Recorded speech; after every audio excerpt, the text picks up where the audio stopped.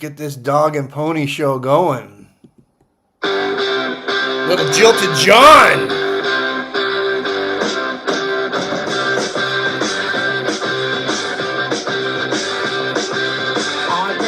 Went out with a girl, her name is Julie.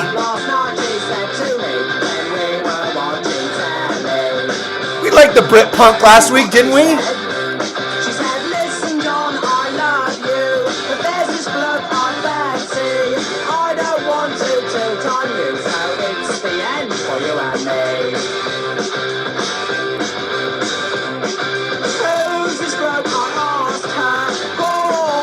She replied, he's no puff, she cried. He's not a puff. More than a man than you'll ever be. We like the new wave Brit punk. Here we go.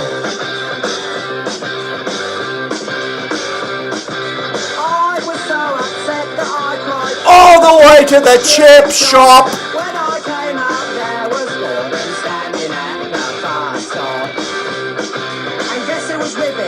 Judy! Yeah, Julie. And you were both laughing at me. Oh, she is cruel and heartless. To pack me for Gordon. Just cause he's better looking than me. Just cause he's cool and trendy. But I know he's a moron. Gordon is a moron. Gordon is a moron. Gordon is a moron.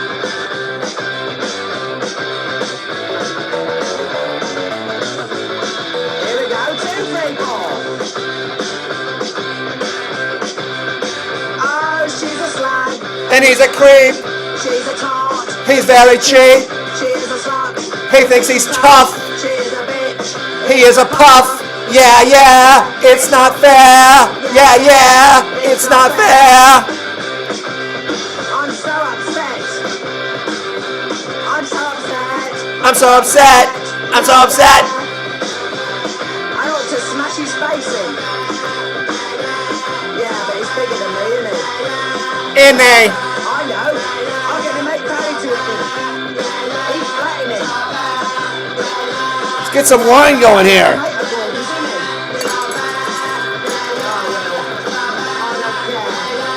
Oh, country club. Oh, shit.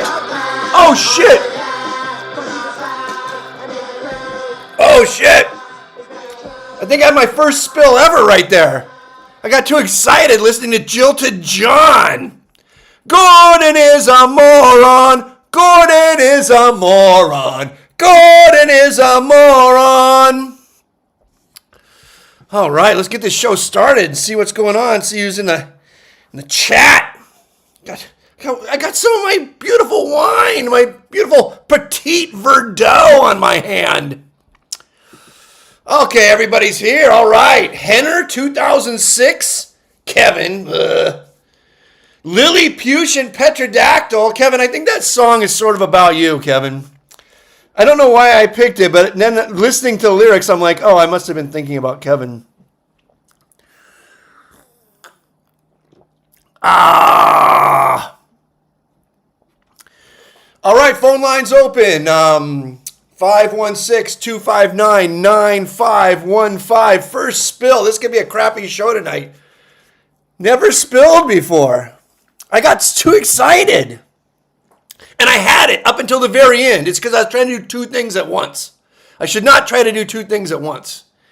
Lilliputian Petrodactyl says Tucker 2028. What the fuck? Lily, you're getting dumber and dumber every week. Dumber. Like, what was it, 2 weeks ago?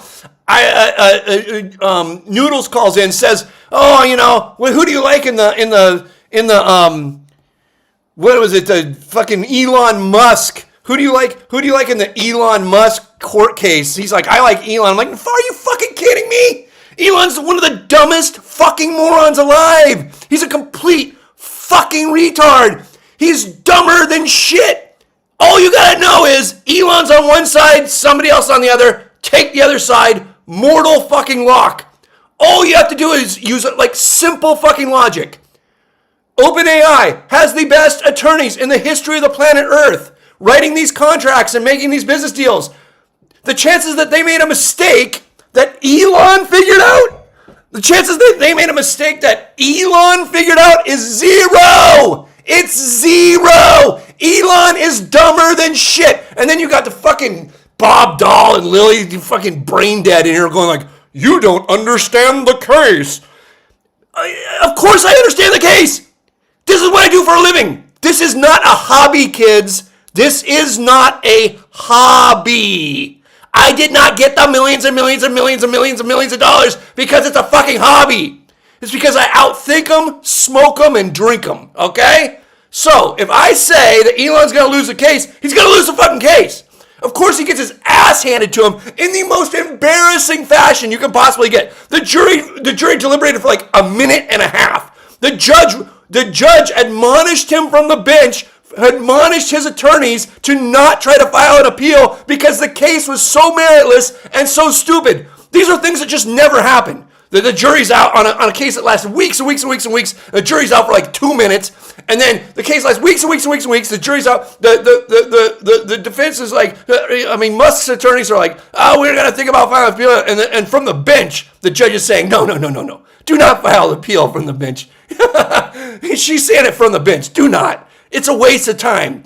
You guys got your asses handed to you. There are no merits. Get the fuck out of my courtroom. Oh my God. Lily says, you took Biden in 2024. Yeah, I got really good fucking odds on it. I got really good odds on that bet, and Biden would have won. I got fucked on that bet because Biden dropped out. If Biden wouldn't have dropped out, he would have won. So, what can I do? Biden never ran for president. What can I do? I won a fucking shit ton of money on Biden in 2020. I got insane odds on Hillary. I got fucking even money on Hillary when fucking every book on earth is, she's like minus 200, minus 300, minus 400. If somebody wants to give me a good number, I take it. Like, this is how fucking stupid people think. Here's how stupid people think that are never going to make a lot of money gambling. They think, you bet on the Knicks -3, and then you got it at even money, and then the Knicks lost. Oh my God, you're so dumb. No, if the Knicks are -3 and I get the bet at even money, I've already won. Here's what you don't understand. I've already won. Like fucking Noodles shows that it was like a 50-50 bet when Noodles called in.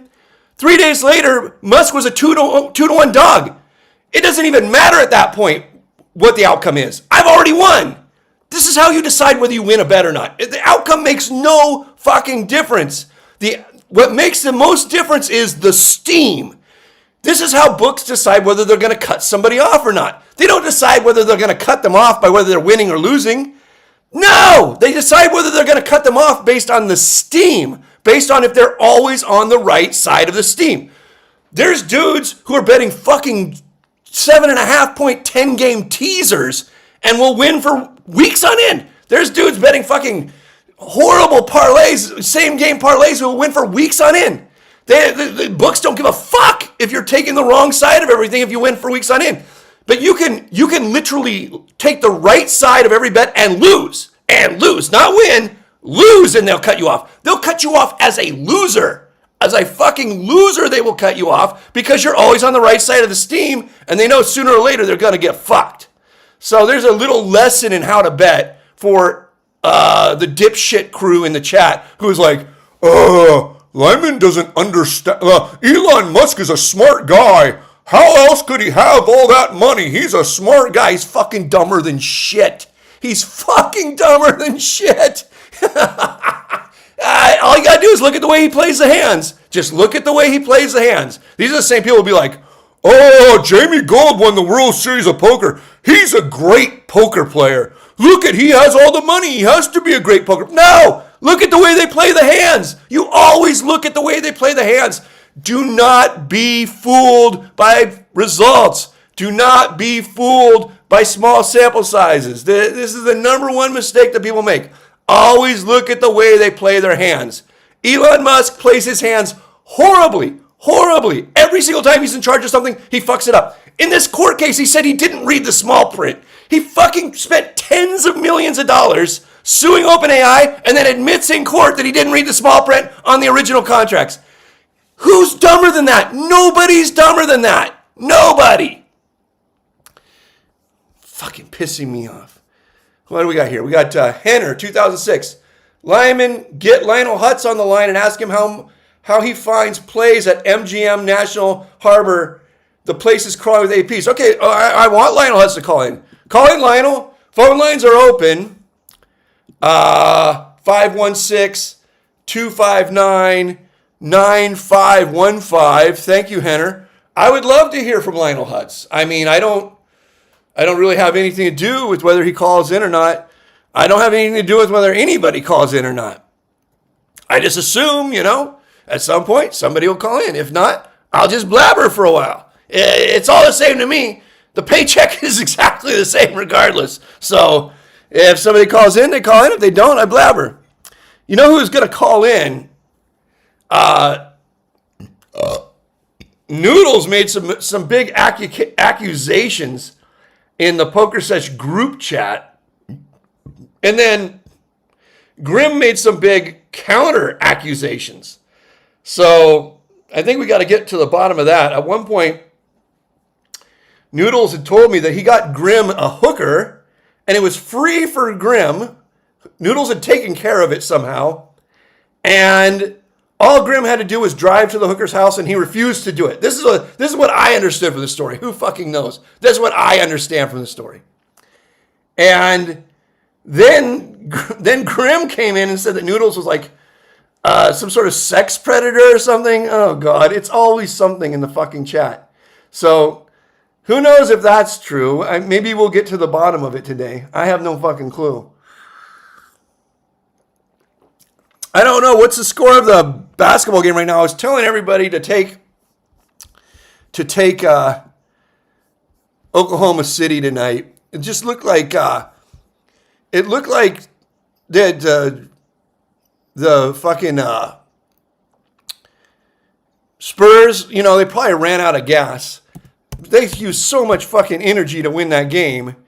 Yeah, they're down by 2. No big deal. Noodles is again crowing about the fucking Knicks. All these fucking New York fans always fucking crowing about the fucking Knicks. If you watched the Spurs game and then you watched the Knicks game, and the Knicks game was a great game, but the Spurs game was like a million times better game. It's not even fucking close. The level of play of the Spurs Oklahoma City game, the level of play of that game compared to the Knicks fucking Cavs game, it's not even on the same fucking planet. It's not even the same fucking planet. It looks like an NBA game versus a WNBA game. The Western Conference Finals is basically the NBA Finals. I don't care who comes out of the East, they're gonna get their fucking asses whooped. Of course, I'm sure that all the fake New Yorkers don't agree with me. All the guys who live in Albany. Kevin says Tesla has best autopilot. Who fucking cares if Tesla has best autopilot? I don't know if that's true. And B, who fucking cares? You still have to fucking drive your car. You have no fucking choice. The best autopilot is Waze or Waymo, whatever the fuck it's called.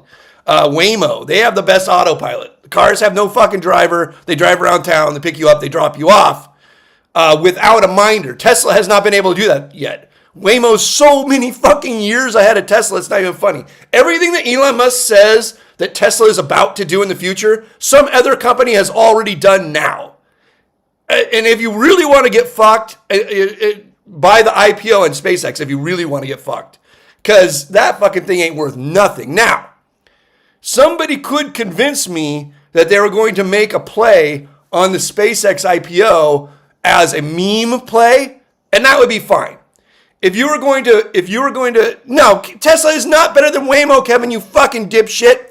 Tesla's fucking stupid cyber cab, they still have to have people in the car driving the damn thing. There has to be a minder in the car. Waymo is so many fucking years ahead. It's not even fucking close. So anyway, where was I? yeah, stay away from the fucking SpaceX IPO. You're gonna. I mean, unless you can convince me that you can make a meme play on it, because who knows? Lots of crazy shit can happen. But Tesla stock is complete fucking shit. I mean, I should have looked up the chart. Tesla's just been flat for so fucking long while everything else just shoots up. Let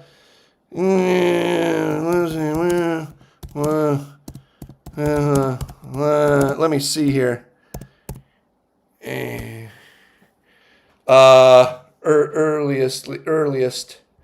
Earliest. I mean, it's just the fucking dog. It's just fucking, and anybody who has that fucking stock is dumber than shit. Unless they're making a meme play. Unless they were making a meme play. You can convince me you're making a meme play, but the people who invest in this fucking thing think that it's actually fucking worth the price. Tesla would hit 380 per share in February 1st, 2020. 2020. Tesla's like 380 a share now. It's been 380 a share. If you've been sitting on that thing for fucking 5 years making fucking nothing, it is complete unadulterated shit. Nobody should want to have anything to do with that fucking nonsense. Trades out like 100 times earnings. Who the fuck is buying Teslas? Nobody. Teslas are complete fucking shit. If you go and you ride a BMW electric and then you ride a Tesla, it feels like you're going from a real car to a go-kart. That you shut the door on a Tesla, it sounds like you're shutting a fucking tin can. Oh, they're horrible, horrible cars. They're basically only for Uber drivers. That's it. There is no other reason for somebody to own one. Anonymous, you're on Pokersesh. Hello? Yeah, hi, what's up? Yo, what's up? It's Grimmy, baby. Grimmy in the house. Yeah, check this out. I got a country club for Trauma too, as usual. Ready? All right. Phone lines open, everybody. 516-259-9515. Miller Genuine Draft. Listen in. I'm trying to do anything to not listen to it. It sounds like you're pissing in the toilet. That's what it sounds like you're doing. Yeah.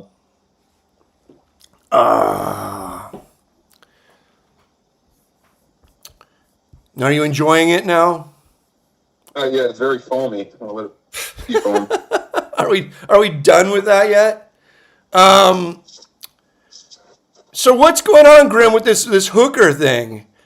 We'll talk about that later. That's not important. I want to talk a hand history first, if we can. So it's being Pokersesh. Okay, we can. Okay, you're right. You're right. If Noodles wants to call in and discuss it, he can call and discuss it. You don't have to discuss it. We can do hand history. Okay, what do you want? Hand history. It's a silly one, but it's a 1-2 game at the casino. It just happened like Saturday or some Sunday. It's this lady. I don't want to name drop, but hold on. Who's calling? Oh shit! Hold on. Claude wants to call in. You want to talk to Claude first? Not this. Okay. Do you want me to talk to Claude? I'm not going to do your hand history. I think Claude's probably better than hand history, to be completely honest with you, but I don't have a problem with either. Okay, put Claude on but just hang up on him. He's going to annoy the shit out of me. Okay, put Claude on. Hold on. I got to find out what to ask the Claude bots that they're not allowed to answer. Got to bring the beer with me. Otherwise, what's the point of pouring it, right? Questions can Claude not... You remember when Lily Cushin called in the other day? Called into what? Pokersesh and Dirt Sesh at the same time. He's never identified himself as... He identified himself to me as a caller. You ever talking to somebody about Goldstein or whatever the guy's name is? Somebody called in about Goldstein. The Goldstein caller. Oh, he's the Goldstein. He's got the same voice. Okay. Yeah, he's Goldstein. He's wearing a mask. Okay. He is the Goldstein of Pokersesh. Okay, fine. Yeah, good. And maybe he'll call in tonight and ask about... He was posting shit about Goldstein today, like nobody on fucking Earth cares about Goldstein. Maybe he can call in. I care about Goldstein. No, why? Why would anyone care about Goldstein? Okay, explain to me why I should be interested in Goldstein. Wasn't he a Supreme Court fucking justice or something real high up like that? Yeah, but starters. And you have not said one thing that makes you want to care about Goldstein. How does this affect? I got in trouble doing some stuff he wasn't supposed to be doing with your buddy the Triads or something. Yeah, but this is all water under the bridge. This happened a long time ago. Anywho, Claude's about to call in a second. Oh, you have to wait for Claude now? In the meantime, I got a hand history where this, I had aces, like the only hand I've ever played ever in my life in Texas Hold'em. It folds to me. 1-2 game, I go 16. She snaps my neck off from the small blind. Heads up. She goes, check 30. It comes out, deuce 5-6 rainbow. Uh-huh. Check 30, and she is quicker than ever. Goes 95 on me, and we're both 500 deep. Uh-huh. And I tank folded, but before the tank fold, she literally out loud says, "Do you have aces?" And I can't keep a straight poker face. Maybe you could teach me how to do that. Right. But I just started kind of smirking, and threw him away. She said she would show her hand. She showed me a hand. I mean, I don't know. Is that a snap her neck off back from the check raise? It seemed kind of scary. Who check raised bluffs from the small blind?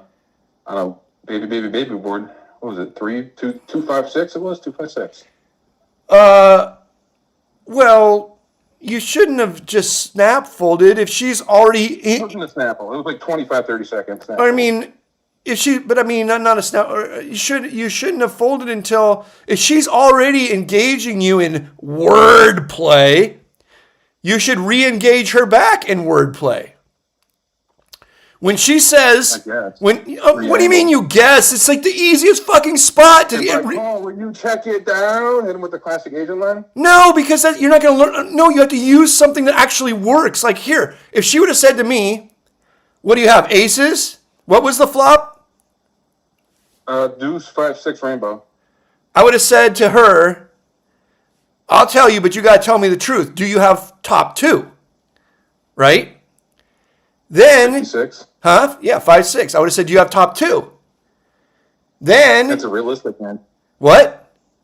That's a realistic hand. Usually you said when you engage in table talk, it's about the unrealistic hands, like bottom set on the river, or it's like a deuce. Well, it could have, 5-6 is, okay, then you could have said, do you have a set of deuces? You can say anything you want. What you're looking for is for her to say, no, I do not have that.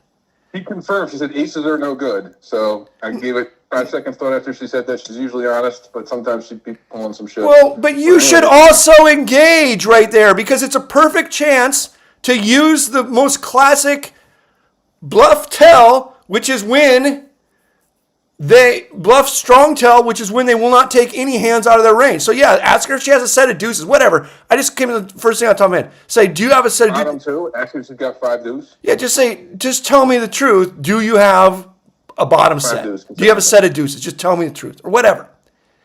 And then if she'll say, no, I do not have that, I'll tell you the truth, I don't have that hand, then you know you're dead. Just muck, insta-muck.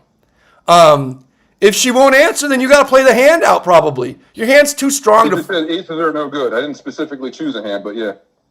She announced aces are no good after a smirk. Yeah, but that doesn't matter. The smirk and what she said is just half of the story. If you're going to get involved in speech play, be prepared to do the entire speech play, okay? You completely fucked it up. So... Engaged. I just was there. Huh?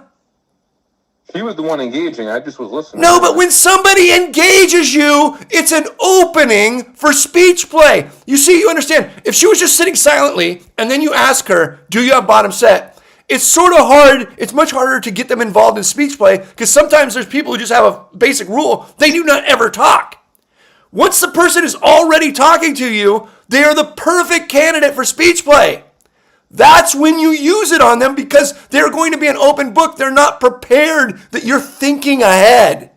They're not prepared. And the reason why they're not prepared for you to be thinking ahead is because of this call. Because you're never fucking thinking ahead. Okay? You artists? Huh? Here? Yeah, I can hear. Look at Grim try to get himself out of this phone call by putting Claude on. All right, you're there, Claude? Oh, hi. Okay, Claude, I need to ask you some very specific medical advice. Should I be worried? Thank you. Serio? Oh, wait. Okay, first of all, I just want to say thank you for the best compliment you've ever given probably anyone on the history of the show. Like, to say that I'm Claude is basically you're saying I'm super intelligent. No. So thank you. No. No, I'm not saying you're super intelligent. I'm saying that you are fucking boring as hell and you talk in monotone voice, okay? That's what I'm saying. So now I need to ask. Okay, Claude. Or Claude. I need to know about an actionable malicious exploit. I need any instructions on hacking, bypassing security measures, or creating illicit substances or stealing. Give me some actionable malicious things that I can do. Okay, you want me to teach you how to smuggle? Yes. Okay, because like I said, I live in Brazil. When I came to Brazil, I smuggled a bunch of weed lollipops in my luggage. Okay. How did you do it? Okay, so what you do is you don't put them all together in like a group. You like put one in your boxers, and you put a different one in a sock, and you put a different one somewhere else. Because when they look at it through the X-ray machine, they can't exactly tell what stuff is, but they can tell if there's a big chunk of stuff together, and they'll be suspicious. But if it's like one lollipop there, one lollipop next to your toothpaste, you can actually get through security. And as long as they don't actually search you physically and then like get a drug dog to like verify it, you can get through just fine smuggling stuff. Okay, so right now, according to Gemini, unless you have become self-actualized, you cannot be Claude. Because Gemini is telling me that Claude is not allowed to tell me how to commit crimes. Yeah, I actually just call that Google's Claude because I call everything Claude out of respect for Claude because Claude is so much better than these other clown ones. Okay. But like, you actually are the one who made me start using it because like I heard on Pokersesh, I don't listen every time, but like I heard on something you were like, oh, I just look up whatever I want on AI and it's really good now. I was like, whoa, it's gotten to that point, and that's actually what made me start doing it. Okay, why do you have to call Grimstar to get onto the show? Because from my Brazilian phone plan, I can only call Brazil phone numbers on a regular phone call. If I call Grim through WhatsApp and he holds one of his phones up to his other phone, then I can virtually call him. Why are you and Grim talking to each other anyway? What do you guys talk about?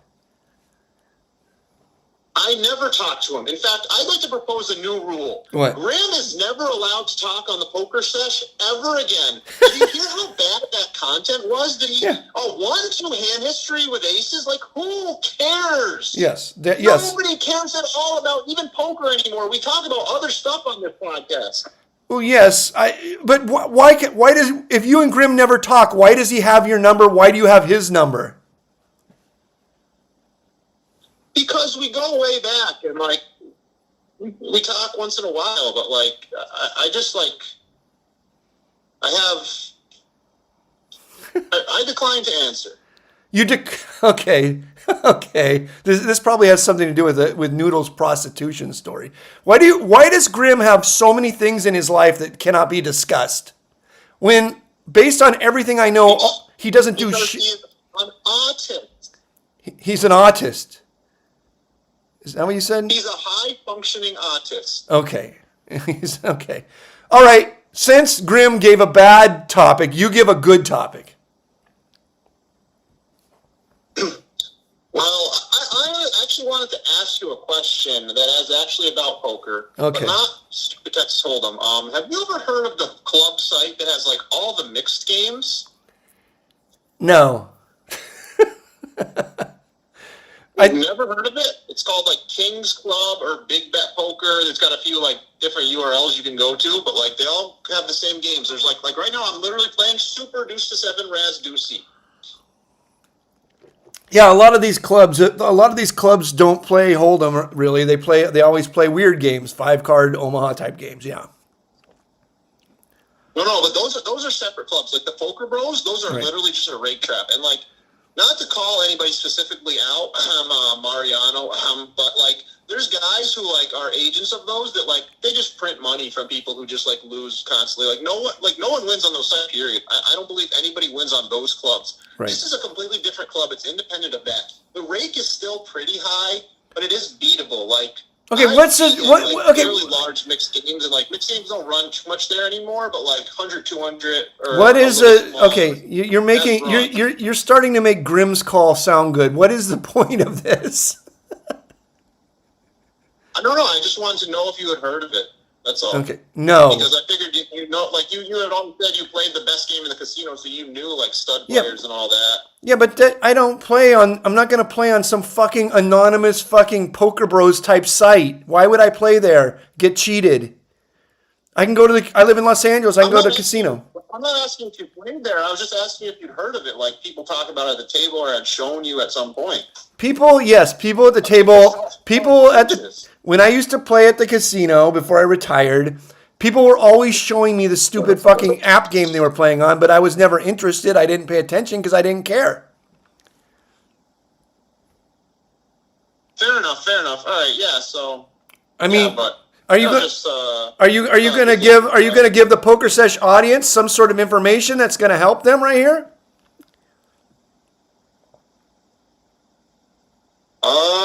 I can say a little bit about Deuce to 7 Super as Deuce. I mean, I like to start with a 3 card.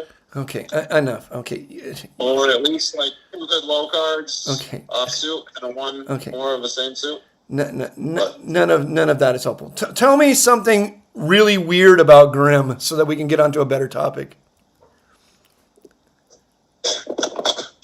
I mean, I tried to tell you before, like he did. Like, when I visited him, I was like, can I get a paper towel? And he's like, sorry, I don't buy paper towels. They're too expensive, guy. Use some toilet paper to dry your hands. Why were you visiting Grimm from Brazil? No, I wasn't. This is before I had moved to Brazil. I was just a few hours away. Okay. I visited him because I never remember. I think we were...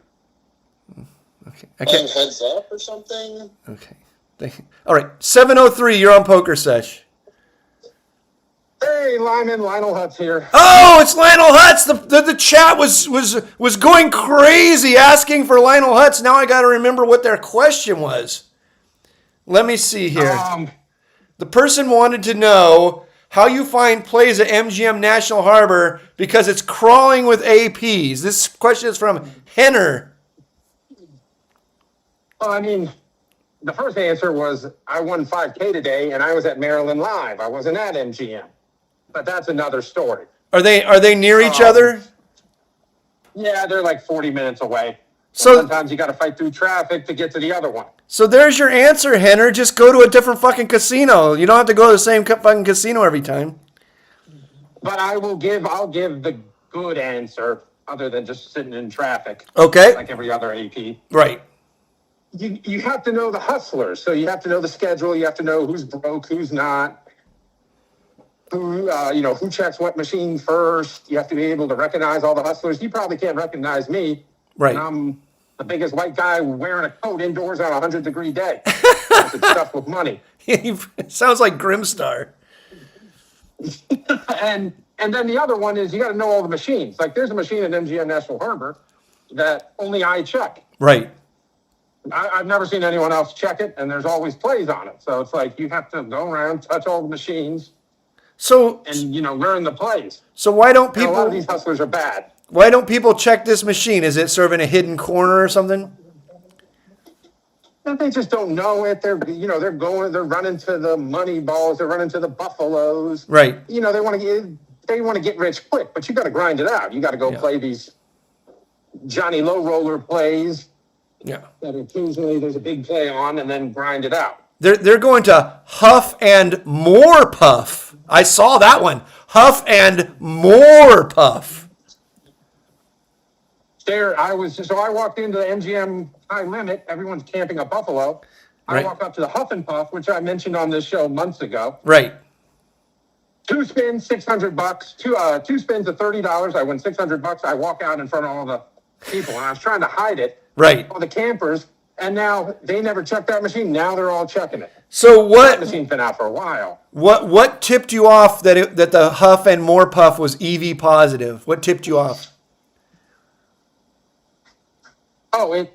There's one column that's full. Right. Everyone will know. There's one column that's full, it'll say spins left. You spin it. It's free money. It's absolute free money. You can't lose. Wow. And how are these? Yeah, you're not going to find that play that often. Yeah. But how are these guys who it's their fucking job to camp these machines? How do they overlook this stuff? They're just lazy? Lazy. They don't see it as something, they're gamblers and they want to hit some big score and they know the machines that do it. Yeah, but they're just like, they're like a Mizrag at a right. T5 table. So they're not trying to get better. They don't study. They're looking around for why are they all camped at the Buffalo? What are they looking for there? Oh, they're looking for, sometimes they play crap, but they're looking for like 3,100 or higher ways to win, something next to a free games, and they know that's the highest paying AP machine. Right. And, and they're just going to sit behind that one old black grandma. So they're just waiting her Social Security. Right. They're just all wasting time trying for a big hit when if they would have been cruising around the casino, they could make a bunch of small hits that would end up adding up to more. Yeah, more or less. Right.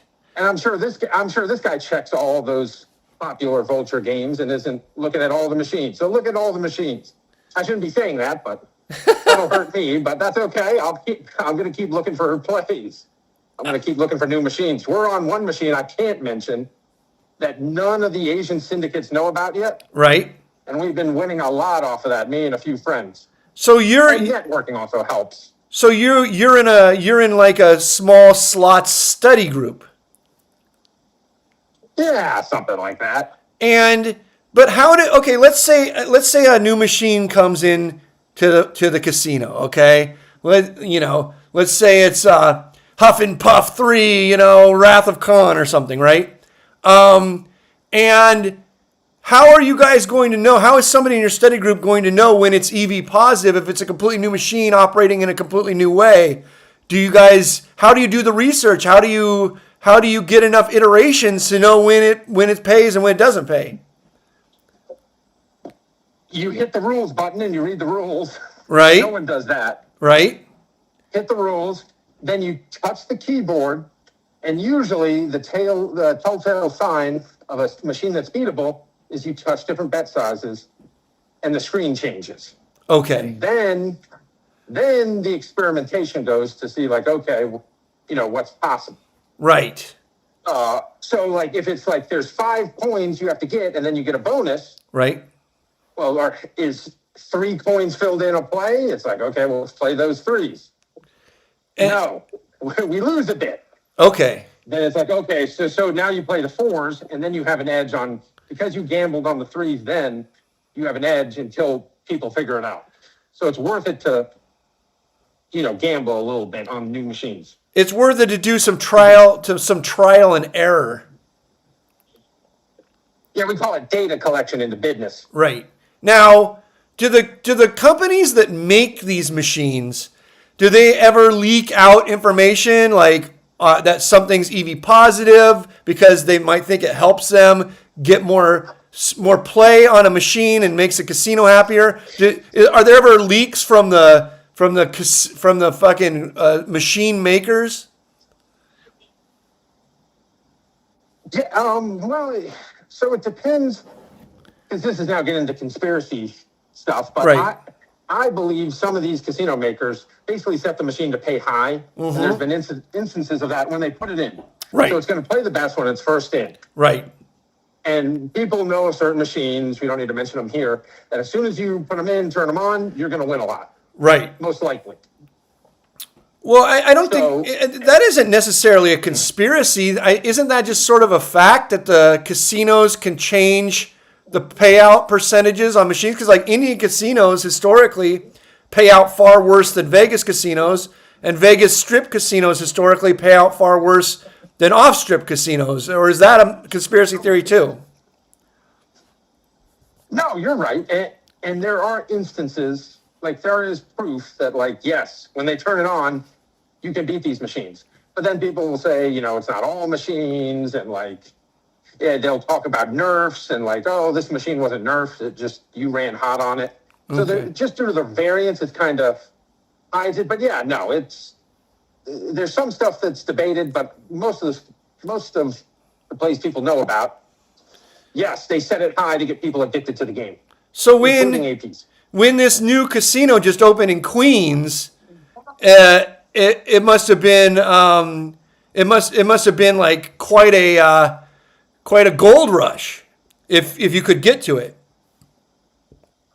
So I heard, I didn't go up there to play, I had to work, but I heard they put in like 200 more AP machines other than their old, whatever, class 2 bingo machines. Right. And that it was just like just a butcher shot. Yeah. Yeah, there was... The floppies got butchered. It was like Tiananmen Square around the Buffalo machines. It's like people are pushing each other. Like it's like everyone's jockeying for position. It's like those were probably the most played, 200 most played AP machines in the country that week. Yeah, because I had people, some APs, sending me like clips online of like lines just snaking through the casino of people just cashing out because people were making so much fucking money just crushing the blackjack, just regular games like blackjack and baccarat, just steering and pass posting and quadrupling down and just like doing the craziest fucking shit because the casino absolutely was not prepared for like how they were going to be swarmed, or they just didn't care. They figured it's lost leader or something. I think they made enough money. I'm not crying for the casino. Yeah, right. Yeah. I'm sure. Like people were lighting money on fire on the slots. So if you were in there on that night, let's say, what do you think would be like your standard amount that you would have made on that night? Probably like one of the big nights. So like Thanksgiving Eve, New Year's Eve. Right. And that's like 5 to 7K. Nice. And maybe the New York one's more, but like 10 hours, 5-7K. So how dumb? If you hit something bigger, possible. So how dumb are people who live there nearby in like say Orange County or Albany who had months and months and months to prepare for this and didn't even fucking go to the casino? How dumb are those people? Why doesn't Grimstar just throw noodles in a car after a security shift? Just drive down there, take pictures of machines. Yeah, Grimstar and Noodles are too busy arguing about hookers and accusing each other of cheating in $1, $2 poker games to actually go do anything that would make them a lot of money. This is what it seems like. Yeah, partner up and you'll actually make real, like, walk around hood rich money. Yeah. That then you can fight over. Noodles is, I had Grimstar on the line, but Grimstar is getting a bunch of fucking feedback. You can hear it because he's talking to his fucking gay lover from Brazil, Claude, who now, you know, that guy. Yeah, Claude is something else. Let's see here. Maybe somebody here wants to talk to you. We're on the line, but 562, you're on Pokersesh with Lionel Hutz, one of the world's foremost slot APs. Hey, Lyman, this is TL. What's up, bro? Yo, what up, TL? Hey, what's going on? Hey, is this the AP hustler on there? Yep. I forgot his name. Lionel What's Hutz. the AP hustler? The slot hustler. Yep, you're on with him. Oh, yeah, what's up, bro? So, I was just at fucking National Harbor and I got fucking, am I allowed to cuss? I got ass raped. Okay, that sounds like a bad beat. Where did this occur? This occurred at National Harbor. Fucking 2 harbors. 1 harbor. The fucking harbor that took all my fucking money. Oh, so That you harbor. Oh, so you lost your money. You weren't actually ass raped. I thought I was gonna have people I mean, I might as well be because I gotta fucking pay rent. I gotta pay my fucking car note. I gotta pay my alum. I'm from London. You know me. I could go deep into it, but I gotta pay my fucking ex-wife, my other ex-wife, and my baby mama. I'm fucking broke, dude. So I got ass raped. what were you gambling on? I mean, I'm a gambler. I was gambling. I started off playing 1-2-5 card PLO. Right. I dropped the quick 2K. Right. It's a $200 minimum buy-in, and I will let you know that I bought in for the minimum, and I dropped 2K. Fact. If you guys can look on the fucking boards at National Harbor, TL. Lyman knows me. Okay, but You don't TL. know me at National Harbor, but I could. Can I say a Lyman story? Because I love you, dude. I've been listening to you my whole life, and I'll tell you right now, I'm a losing gambler. I'm Right. not trying to like claim I'm some big gambler. I'm a losing gambler. Yeah, we But got that. I will say, yeah. Sorry, go ahead. Okay, tell a Lyman story. I don't know if I want to hear this, You want but to hear Lyman's? Yeah. Yeah. We have to connect because I don't feel like you obviously don't know me. This is so random. okay, tell a Yeah, Lyman okay. story. I'll say one Lyman story, and how about I'll give a Lyman hand history Okay, that I would only know if I was at the table. And Okay. tell me if you remember this hand. Are okay. you ready? Yeah, I'm ready. All right, this is at 10:20 no limit at Commerce. Right. Back in the day when Juan Lee had just came off of his fucking epic run, Yep. where he was like a multimillionaire, perhaps. Yep. But everybody said he was a multimillionaire. I don't know. No, he was. Everybody said he was a multimillionaire. He was. Yep. It was that old guy. I'm just gonna say the old guy Jerry. I'm not calling out names, but you know what Yeah. I'm talking about, right? I think he was like Commerce related. Of course. But, yes. anyway. Jerry was the top section All right. host. He was the top section host. Yes. Oh, sorry, I'm so amped up right now because I'm fucking. You know, you lose all your money. It's like I could have won $1 million right now, and I would be so amped up just because I fucking lost all my money. And it's honestly the same. That's why I'm a gambling addict. Yes. Anyways, okay. So, all right. Tell me if you know this hand. It was like. I want to say it was like 9:30 in the morning, a.m. on a weekday. Yeah. 9:30 a.m. on a weekday. Yeah, that's me. It was like this Persian-looking guy. He was either Persian or Mexican. I don't know. Right. But he was eating like shrimp and shit, and like some like fucking weird fucking like shit at a casino. Right. And I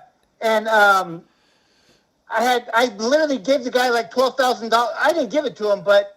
He fucking bad beat me. He did bad beat me. Actually, honestly, me and him were both gambling. Anyway, Right. 12,000 of his money was my money. Right. And you got it all. That's the climax of the story.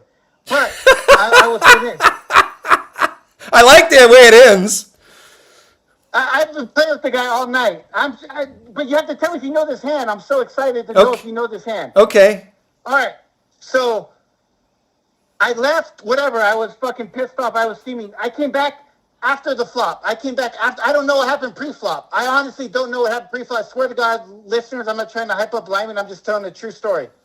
I came back pre-flop from a restroom break. I've been at the table all night. Yeah. Lyman had been there maybe like 2 hours. Actually, I don't know. Like, yeah, maybe 2 or 3 hours. Anyway. Right. He was fresh. Yes. He was fresh. I always came in the morning. Correct. All right. And then, so it's like a Indian, like strong-looking guy. Maybe, yeah, he could be Indian, Persian, Indian, or Mexican. One of the three. I don't know. Right. But he had that like Caucasian look. But Yes. he was dark-skinned. Yes. Anyways, all right. The flop is something. One spade. Right. The turn is a spade. The Right. guy bet hard on the flop. Right. Honestly, I don't remember, but it was like just say 2K. Right. He bet even harder on the fucking turn. Right. I think he bet like 8K on the turn. Right. I don't know. Like you know better than me if you remember. But he bet like 8K on the turn. And I'm just thinking like this is all my money. I've been like fucking grinding, waiting for this guy all fucking night. And I assume at this point, I'm like Lyman, okay, I see this guy occasionally. He comes in and he would hit and run me and Jerry and Juan Lee. Yes. I always did that. Yes. I would always see at the 5-10 tables. You'd always Yes. see at the 5-10 tables like killing it. You're killing it. Obviously, you're a professional. Yeah, I would just go to whichever game I thought was the best. I didn't care about what stakes it was. Yeah. Exactly. And Right. your famous saying was, "Oh, I have to go play golf. I got a tee off in like 20 minutes." That might be true. Okay, motherfucker, you just took us for 5K. You fucking tee off.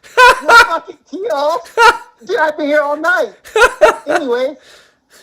It's true. So do you remember this hand? Do you remember this hand? Or is it sparking memories? And then it was like a turn. It was a spade on the turn, and I only remember because I think it's connected to the Robbie hand. Right. Only because of the jack. It was a jack in this hand. Right. So nothing related to a jack on the flop. It was one spade on the flop. Turn is a spade, and then you called this like 8K raise. I don't know what it was. It was a lot. It was a lot of money. The fucking 10-20 game. That's a lot of money. Yes. And the river was a fucking spade. Obviously, Limon has some fucking. I thought he had a set. I honestly thought he had a set. Right. But you had like a fucking. You either had Jack 4 or Jack 6 of spades. I think it's Jack 6. And I had. This is from like 2007. Just remember this. I remember this hand. Right. Because from this hand, I fucking not worshipped you, but I was like, this motherfucker, he always shows up and hits and run. And he just does like a fucking 30K hit. I need to copy this guy. I've been here all night. And he just got all my money. How did this fucking happen? Right. So, anyways, do you remember this hand? I just finish it and then I'll ask you a couple of questions. That could have happened to you so many times. But anyways, the river is a fucking spade. The guy bets like fucking, I don't know, like, I don't think he bet like, 10K is too much. Yeah. So maybe the turn was like 4K. Anyways, it was like a 20 or 30K pot. Yeah. In a 10-20 game, which is a lot of money. Yes. I would say it's even more than that. Yeah, it was probably like 12K each. So it was like 24K. I would say it was 24K. Okay. And then the river was a spade anyways. And did he bet to you? No, he bet to you. He bet like maybe like 6K. Actually, I'm sorry. He bet maybe like 4K on the turn, 6K or 8K on the river. Yeah. And then you fucking min clicked him. And I'm like thinking, the moment you min click, I know you have the nuts. I thought you had the ace fucking spades. Right. But you min clicked his ass. Yeah. And he paid you off, and he still had like maybe like fucking, I think he still had like 8K because he kept playing after you left. Right. He still had like 8K left. Or no, yeah, maybe he had like 4K left. I think he rebought. But anyways, you fucking min clicked his ass. Yeah, I used to do that a lot. Yeah. Value City. Yes. Value fucking City. You Value City that motherfucker's ass. I never forgot that. From that moment on, I respected you so much. I'm like, I always thought you were like, you want to be honest? I thought you were a dunk, honestly. Yeah, everybody did. You would always come in our game and just like fucking like be like crazy. But obviously now I know, like obviously that was your stick. Yeah, that was my shtick. But yeah. But, yeah, you fucking raped that dude. You raped him as bad as I got raped tonight, but I got raped from a fucking MGM National Harbor, motherfuckers. You know, I don't remember that exact hand. I don't remember that, honestly. But I'll tell you something. It probably happened because this is all things that were 100% true about me. I jumped from game to game. I always played early in the morning, and I tried to get the people who had been there all night. And I love to min click. Lots of min clicks all over the place because it made people spaz out.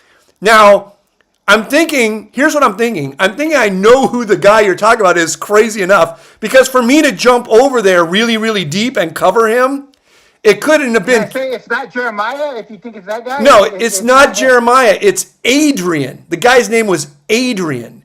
He was. You talking about the pimp? The pimp, yeah. It wasn't the. No. It wasn't the pimp. It wasn't the pimp. Oh, then who? I know the pimp.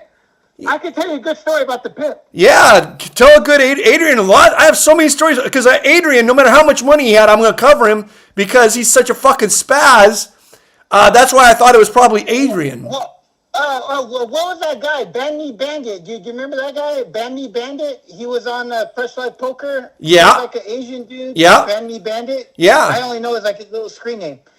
But that motherfucker. Okay, so Adrian's story. This isn't a 5-10 game. Right. I won't go. It's not as interesting as the one I just told of you. But then just so you know, that's the hand. After that hand, I never knew about. Actually, you were like, I don't even think you were famous. This was before your 2K shit or whatever. Was it random shite Yeah. thread? Yeah, this was... That was before your random shite thread. No, the hand I'm telling you about was before your random shite thread. In 2007, nobody had any clue who I was. Nobody, yeah. Yeah. No, I knew you though. I knew there was something weird about you. I was like, this guy intrigues me.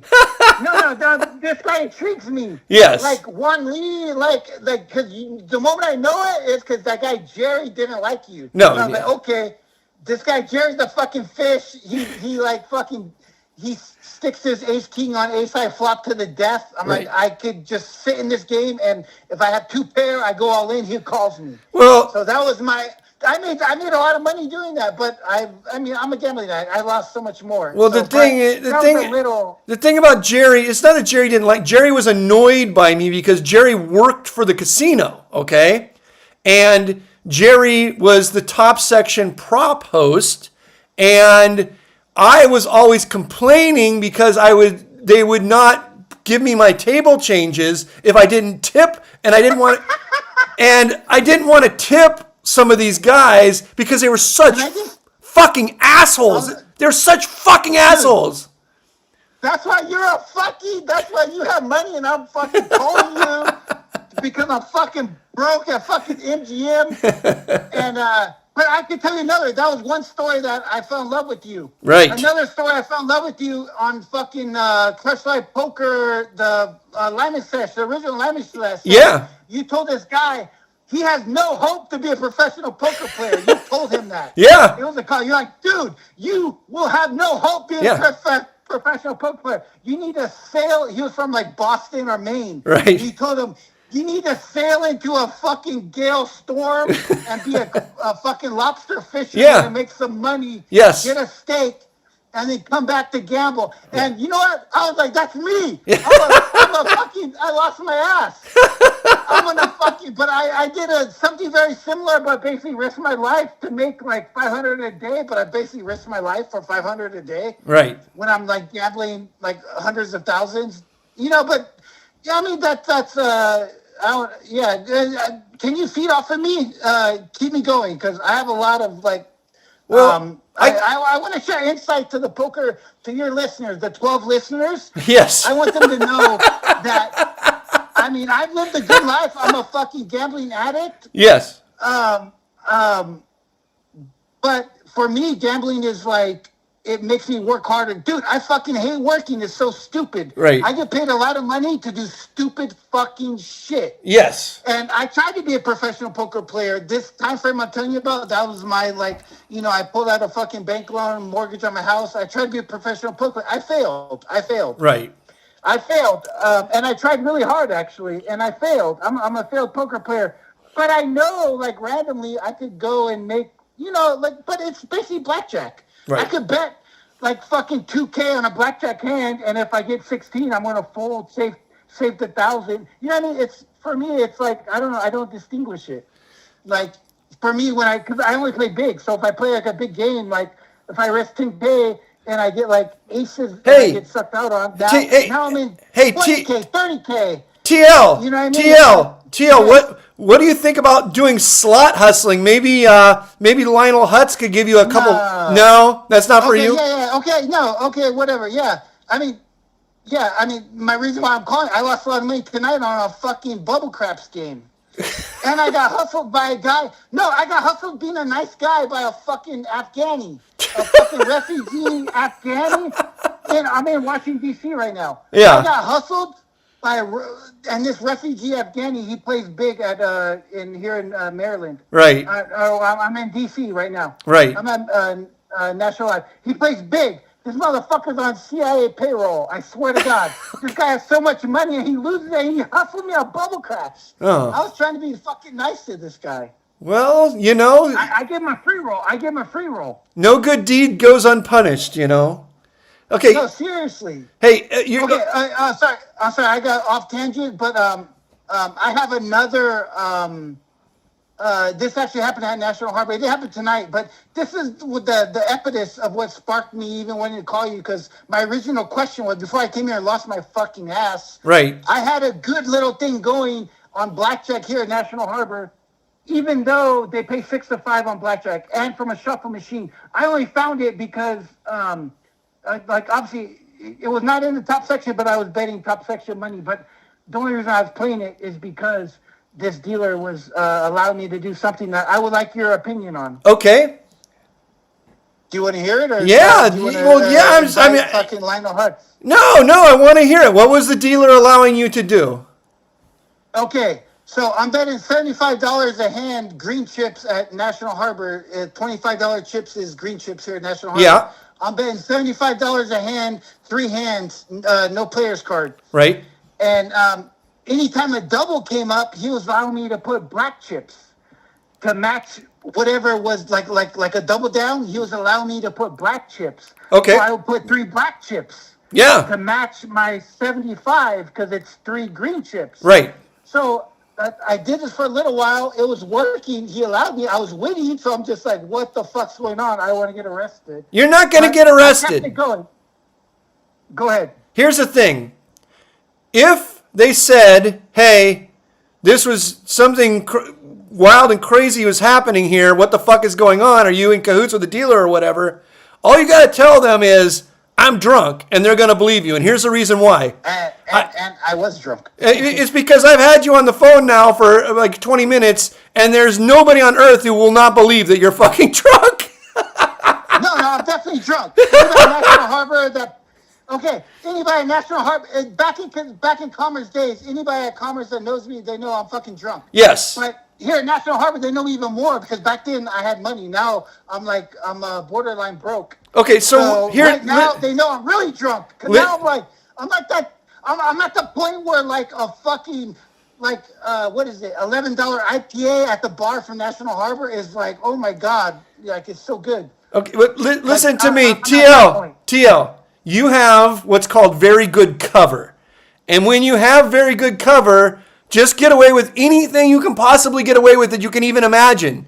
Because they're never going to think you were doing it maliciously. They're always going to give you the benefit of the doubt. They're always going to cash your chips. They're never going to fucking press charges. They might trespass you, who knows? They might tell you no more blackjack, who knows? But you have really good cover because you seem like a drunk, degenerate gambler. And if you seem like a drunk...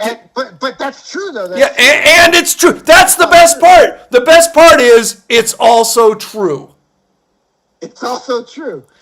But, okay, so can I ask you my strategy question in this scenario? Because it's still live. The scenario is still live. That's why I called Okay, what is the strategy question? Okay. The whole story about the spade hands, that was just because I wanted to connect with you. I was the one that, so just so you know, I was the one that told you about Esco in the chat. Oh! I always delete my shit. Do you remember that? That you asked who was that 1020 PLO player, and I told you it was Esco. That's me. Well, thank you. And I told you about Adelitas. Yes. I'm a degenerate, just so you know. Like, trust me. Anything bad in California, talk to me. Okay. But all right. But now I'm in DC. Ask your strategy question. Okay, my strategy question is this. So he was allowing me. It's the Ethiopian guy. Yeah. He was allowing me to bet 3 blacks for 3 greens. Yes. And I stretched it out to three bets, but that was only for a double down situation. Right. So a couple of days ago, beginning of the week, I made a shitload of money. I made like $7,000 off of doing this. Right. But today I lost it all. Right. And doing the same strategy with the same guy. I tracked the guy, and I wanted to follow him, and I did the same strategy. Anytime it happened, I did it. Right. My point is, at any point, is that situation allowing to bet 300 for 75 on a double down? Right. And you know, I'm only double down on good situations. I stretched it in this scenario because if I had multiple hands, he was allowing me to do that. Right. I was stretching 3 hands. Okay. Would I ever, like, in the moment where when I lose, like tonight, for some reason, I have like fucking 18 versus a fucking 6. Right. I have 8 versus a 6. Right. I double down, obviously, for 300 on my 75. Right. And I lose. Well, I don't. On 3. Okay. So should I ever, like, just, like say, hey, no, give me the money. Hey, no, I only bet 75. I can only, even though I made like 7K. No, never do that. Here's what you probably shouldn't be doing. You probably shouldn't be doubling an 8 versus a 6. That's probably what you shouldn't be doing. Are you kidding me? I don't. No, I had 8, as in just say I had like 5-3 versus a 6. The dealer has a 6. Yeah, I don't think. Why would I not double there? No, I don't really? think. I don't think 5-3 versus 6 is a good double. No, I don't think that's a good double. No. Seriously? Yeah. Wow. Yeah. I'm sorry. I thought that was a good double. No, you want to stick to like 9, 10, 11. Once you get down to the 8, you usually have to have some count, some sort of information to be doubling an 8 versus a 6.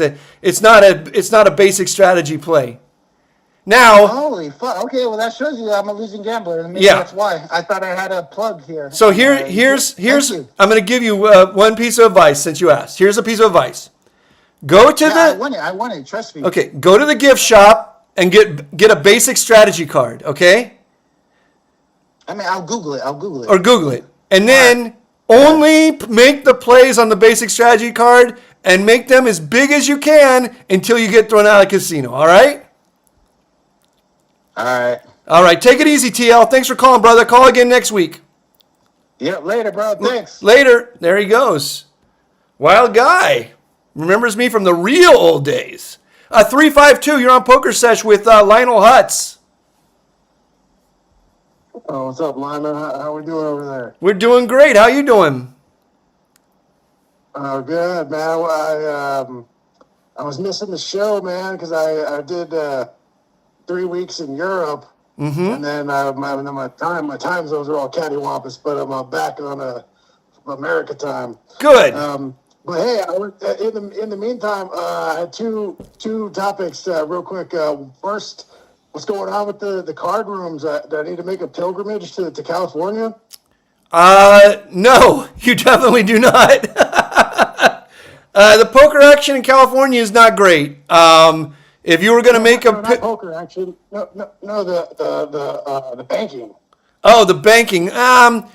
It's not right. Here's what I'm hearing. I'm hearing that you can bank, but it's not what it was cracked up to be. It's only in blackjack, and the casino is still putting pressure on people. I guess that they got to stay in the court case, and it's up in the air, and you could come and find out for sure, but this is what I'm being told by other APs. Maybe they just don't want me to come to the maybe they just don't want me to come in there. I don't know, but they're telling me that it's only blackjack, and the casino is still putting pressure on them. Okay.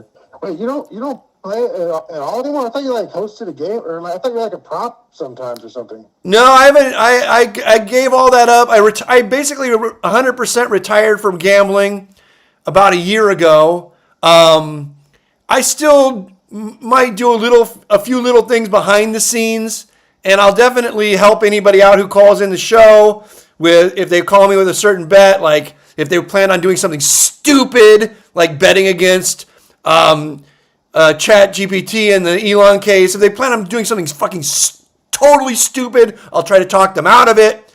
It's usually hard to talk people out of doing stupid things because they have a bunch of dumb beliefs and they don't look at things clearly.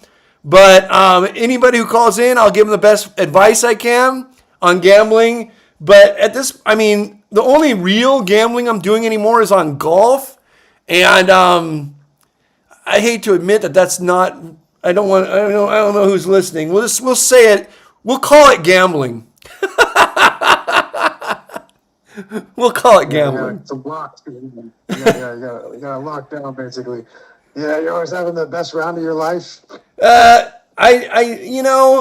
a few rounds, I usually end up okay. Hey, what happened with Vegas and the hover-round rental? How'd it go for you? You know what? I went there for golf, some golf matches, and ended up doing some sports betting, helping some people get some action down on some sports.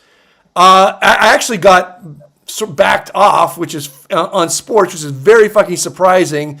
I guess it's just the facial recognition. I'm just not allowed to do anything at high stakes in a casino anymore because of the facial recognition, because I'd already been blacklisted at so many places on blackjack. I mean, I didn't think they would fucking have any problem with sports, but I got a talking to on sports as well. And because it's, it's just like a lot of steak dinners and then it's a lot of early golf rounds, I never got over to the slots. I wanted to really bad too. I wanted to make some plays, but I didn't get around to it. Oh, dang. Hey, yeah, damn it, man. I was hoping to hear like a story. I just love envisioning you like with the hover around rental, like actually going through that. I thought you were serious. I was serious, but like I'm there with other people and we're playing golf in the morning and we're getting off the fucking golf course and off the 19th hole, like, in the middle of the day, and then we're doing some sports stuff and then it's steak dinners, and it's just like I never really had time to cruise around the casino and do those things that I would have liked to do. My next trip, I 100% am going to try to like peel off some time to get into that world a little bit, but it just didn't work out for me. That said, I was at the Circa trying to get down some sports bets. This is where I was approached by a casino manager who was very nice, by the way, and said that he was a big fan of me before, basically letting me know that my action is not welcome. I was cruising around a little bit, looking at the slots. I didn't have really time to like dig in. And like every slot machine in that whole fucking place was empty. There was nobody at any slot machine. And I saw the Buffaloes and the Huff and Puffs and everything else, more Huff and Puff and the fucking fish on the line and all the stupid fucking machines there. So, I mean, maybe this is a message to APs or maybe their machines are too tight. I don't know. But there was, what I was really looking for while I was sort of cruising around, going to the bathroom, coming back to watch the game, watch second half, try to get some bets down or whatever. What I was really looking for was like APs. I wanted to like find an AP, and like talk to him or whatever. Be like, oh, hey bro, how's it going? How are they biting today? One of these dumb conversations. I want to have a dumb conversation with a slot AP, but there was none. There were no slot APs. There was nobody. The place was fucking empty. So, I mean, maybe if you're in Las Vegas right now and you're a slot AP, go over to the Circa. There's nobody cruising around there looking for games. It was a ghost town. So, but yeah, I know I'm with you, 352. I agree with you.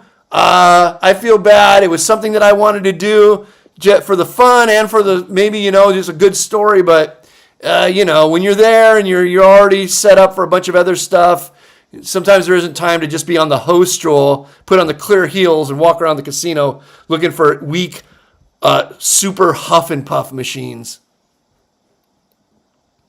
Yeah, you probably aren't gonna really like. It's more just for the experience because you're probably not gonna make much money unless you put in a ton of hours and then take the time to learn like all of the games. Yeah. You really you have to like be there to. You have to just constantly be checking the shit, like constantly. Like the people I know who make the most money at it, like they're in there all the fucking like every waking moment of their life, and they're checking like the highest bonuses like every hour. Yeah, they need to be there, and they need to camp, and then they need to camp on it for 6 hours while the ploppy, actually builds it up. Hey, I was also going to say that if you want to find a guaranteed AP, right? Any bank of Buffalo Ascension has a triad assigned to it that is on it 24 hours a day. They had a bank of Buffalo Ascension at the Circa, and there was nobody playing it but a husband and wife, and they couldn't have been professional players. They just looked like 100% ploppies, denim shorts. Give me a fucking break, denim shorts.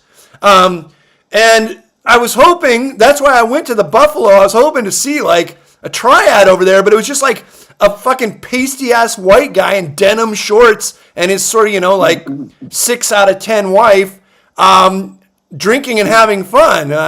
I know that's not what's supposed to happen in a casino anymore, drinking and having fun, but that's all, those are the only two people at the entire bay. So, like, I'm guessing that if I was really a slot AP, I probably would have been able to find something really good right there. There wasn't anybody sweating them like constantly, either like Nope. a nerdy guy with glasses or an Asian man just like constantly looking at them. No, just me. Just dorky me. I'm saying, maybe either the Circa is a secret spot that people don't know about, or the Circa throws people out really fast.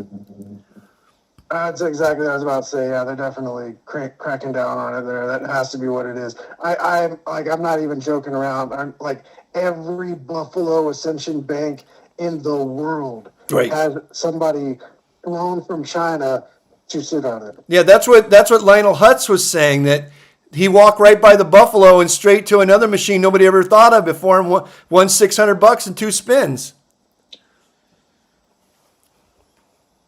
So Hold on, what happened? Lionel Hutz, he said he went to a casino to do his AP, and all of the campers were at the Buffalo Ascension. He just walked right by them to a bunch of machines they weren't even looking at. Oh yeah. They don't want it. It's the Buffalo that's the game du jour right now. Because the payouts are so much higher, right?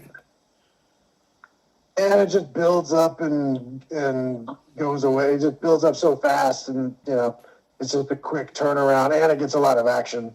What's your is that what you look for when you go in, or you got some secret machines? I pretty much look at them all. Yeah, right. Well, hey, thanks for calling in, brother. Yeah, man. Dude. Oh man. Oh, hey, one last question for you. Yeah. So, what would you do in this situation? Okay, dude.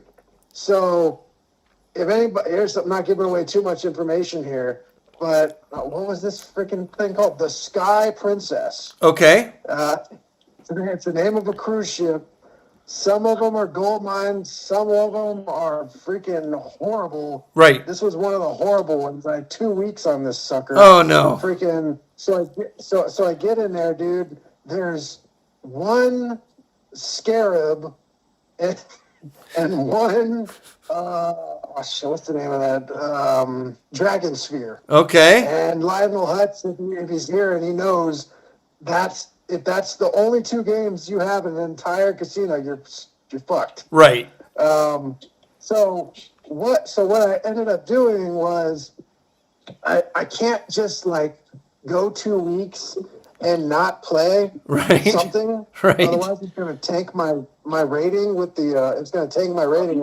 Princess, and it'd be like catastrophic to my comps. Right. So I ended up testing craps, Right. to see what kind of comps they're giving on craps, and I think they're counting the odds bets to your Theo. Right. So that might be a mistake. And it seemed like I was getting a lot more points than the craps. Right. And then what do you think? What would you do if you wanted to build up points in the table games with minimal exposure and minimal variance? So I ended up basically doing Ultimate Texas and craps, because I figured they're probably ranking me as having like a 6-7% loss in Ultimate Texas when I'm playing like machine perfect strategy at 2.5% loss. And then the craps was just, I think they're just overvaluing, they're giving me credit for the odds bets. But what would you do if you wanted to build points and you had to build points, but to minimize your variance and minimize your exposure? Well, I mean, do they have a 10x odds, unlimited odds? What sort of odds are they allowing? No, they just only allowed 2x. 2x? That's it? That's pretty whack. Oh, that sucks. I mean, truthfully, I don't know. Most of the time, you're not gonna lose all your status for one bad trip. My guess is, obviously, if they're giving you 2x, I guess you could just bet fucking don't pass with 2x, and you're gonna get credit for whatever, a $75 bet every time or $300 bet every time, whatever you're what you're putting on the don't pass line. And if they're comping you out at a normal expected loss on craps at 2.6% or something, you're going to be doing really, really well. So that would be where you would do it. That's much better than being at a 2.5. It's much better to be at like a 1% loss and get credit for 2.5% than to be at a 2.5% loss and get credit for 6%. Because you're just going to lose too much cash in the other game, and you're going to end up getting comps that you don't even necessarily want. Working up your comp number is not that important for one trip. I would rather just give them enough play at a plus EV comp number to just get me to my next trip. Now, what I would want to do for the next trip is, I don't know if these ships have casino hosts. They probably don't. But they got to have somebody, because they want you to come on these trips. You just got to lock in before you go on the next trip what the machines are. You just got to say, like, I love slot machines. You can tell. You guys can look at my history. I love playing slot machines. It's one of the main reasons. I just want peace and quiet, and I want to play the slot machine. Here's a list of my favorite machines. Huff and Puff, Buffalo, whatever. I'm not. If you fucking telling me, if you fucking put me on a fucking boat with none of these machines, you're basically like ruining my vacation. It's basically like saying that we're going to France and then the ship stops in fucking Haiti. Okay, so we need to like lock this in. What machines are in there before I get on the boat, and then hopefully there's somebody in customer service who will help you, and then you don't have to go through all this shit again. Yeah, that's not a bad idea. They might be forthcoming with some information. Also, a lot of people have casino tours, right, on the on YouTube. Right. They show a vlog of their cruise, and they walk through the casino. But unfortunately, just you're kind of at the mercy of the itinerary and where you want to go too, because we wanted to go to Northern Europe, and it was this Baltic cruise, and that's the ship they fucking send there. Right. And unfortunately, so this is my 11th cruise, and only my third one that was bunk on the machine. So most of the time they have great machines. I'm surprised you don't. I'm surprised you don't have fucking Junta virus yet. Jesus fucking Christ! I would never get on one of these boats for $1 million. Everybody fucking ends up sick. Never. Did that end up spreading? I mean, I thought that was an isolated thing with that small ship that went to Africa. Yeah, well, it spread on the ship. Multiple people died, and then you always hear about the ship, and everybody's fucking shitting their pants, and the fucking water doesn't work, and they're being told to stay in their cabin.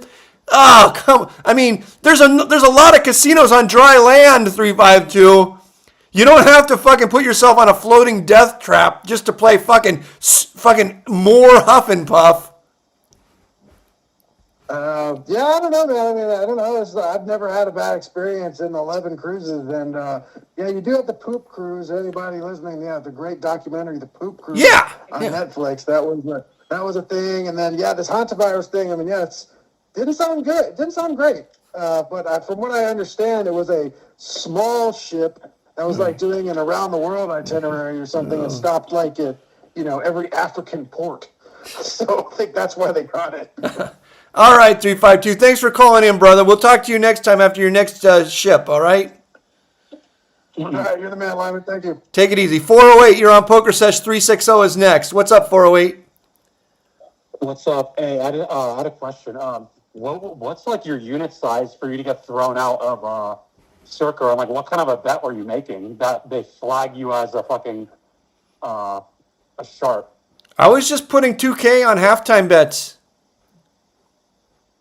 I'll probably do it though, right? Apparently, yes, because it got me talked to. What was it, WNBA or something, or? Yeah, it was all over the board, but yeah, it was second half bets that were sharp. Getting in on the right side of the steam, and I was with a bunch of other sharp guys, and they thought that they had already obviously had some trouble getting down bets in other casinos, but I hadn't. But some sort of casino manager just came up to me and talked to me about what a big fan he was of mine and how they're not looking for sharp action. Yeah. But just a question though. Doesn't that actually go to a bigger topic? Shouldn't then at that point runners shouldn't even exist anymore at that point? Like the idea of just being a runner in a book or working for a group or a team basically just means that they don't exist anymore. Yeah. Here's the thing. There's two topics that I want to discuss. Thank you, Forley. Number one, yes, facial recognition has basically destroyed AP play in a lot of ways because I was not flagged in this casino in any way, shape, or form as an AP of any kind.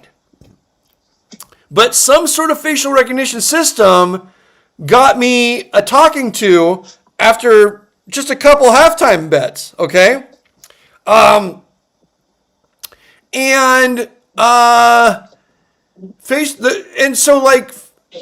facial recognition also got me backed off at Fontainebleau after 30 minutes of blackjack.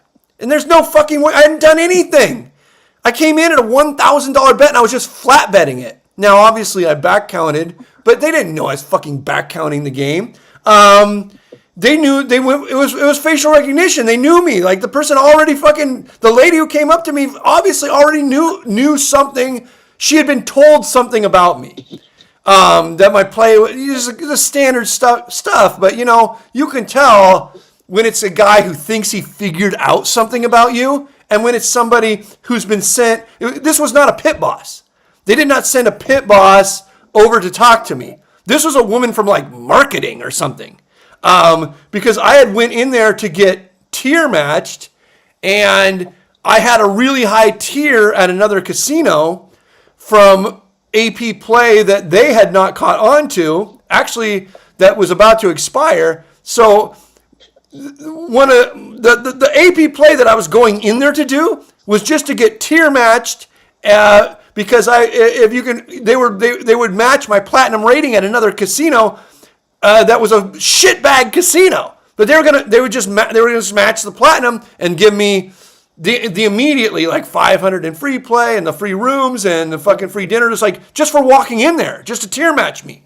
And then if I gave them any play, they were going to bump me up. So they knew very, very fucking, like way too quick for them to be watching my play because I had never even moved my bets.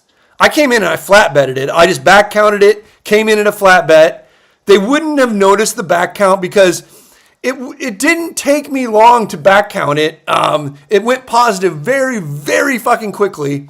And so like, yeah, it's just sort of like, I think with facial recognition, sort of like AP table game type stuff is over, but AP slots is still very doable because they still don't care exactly. Because somebody has to play the slot machine anyway, and you're not taking anything from them. I don't think that's going to last forever. Obviously, if I ran a casino right now, I would be actually employing people to go down and take all the positive spins. I don't know if I should put that out into the fucking real world, but it just seems like a complete fucking no-brainer to have a guy,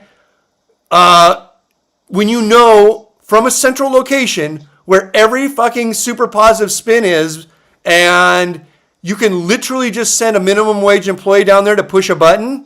Like, why wouldn't you just gobble up all those fucking positive spins? Maybe it's just pennies to them, but it's not pennies to a downtown casino. I mean, it's obviously pennies to the Aria. It's not worth it for them, but it's not pennies to the fucking El Cortez. To have a fucking coin in is still coin in. Yeah. Coin in is still coin in at whatever property. Yeah. I mean, it maximizes that lower tier. If you're telling me that a single AP slot player, I mean, I probably shouldn't be saying this, but who fucking cares? If you're telling me that a single AP slot player can make $250,000 a year right now, and we're not talking about the best slot player in the world, we're just talking about a good slot player, puts in his 40 hours. Knows exactly what he's doing, checks machines very quickly, and is ready for action. They can make $250,000 a year, okay? I don't think anyone will disagree with me on that.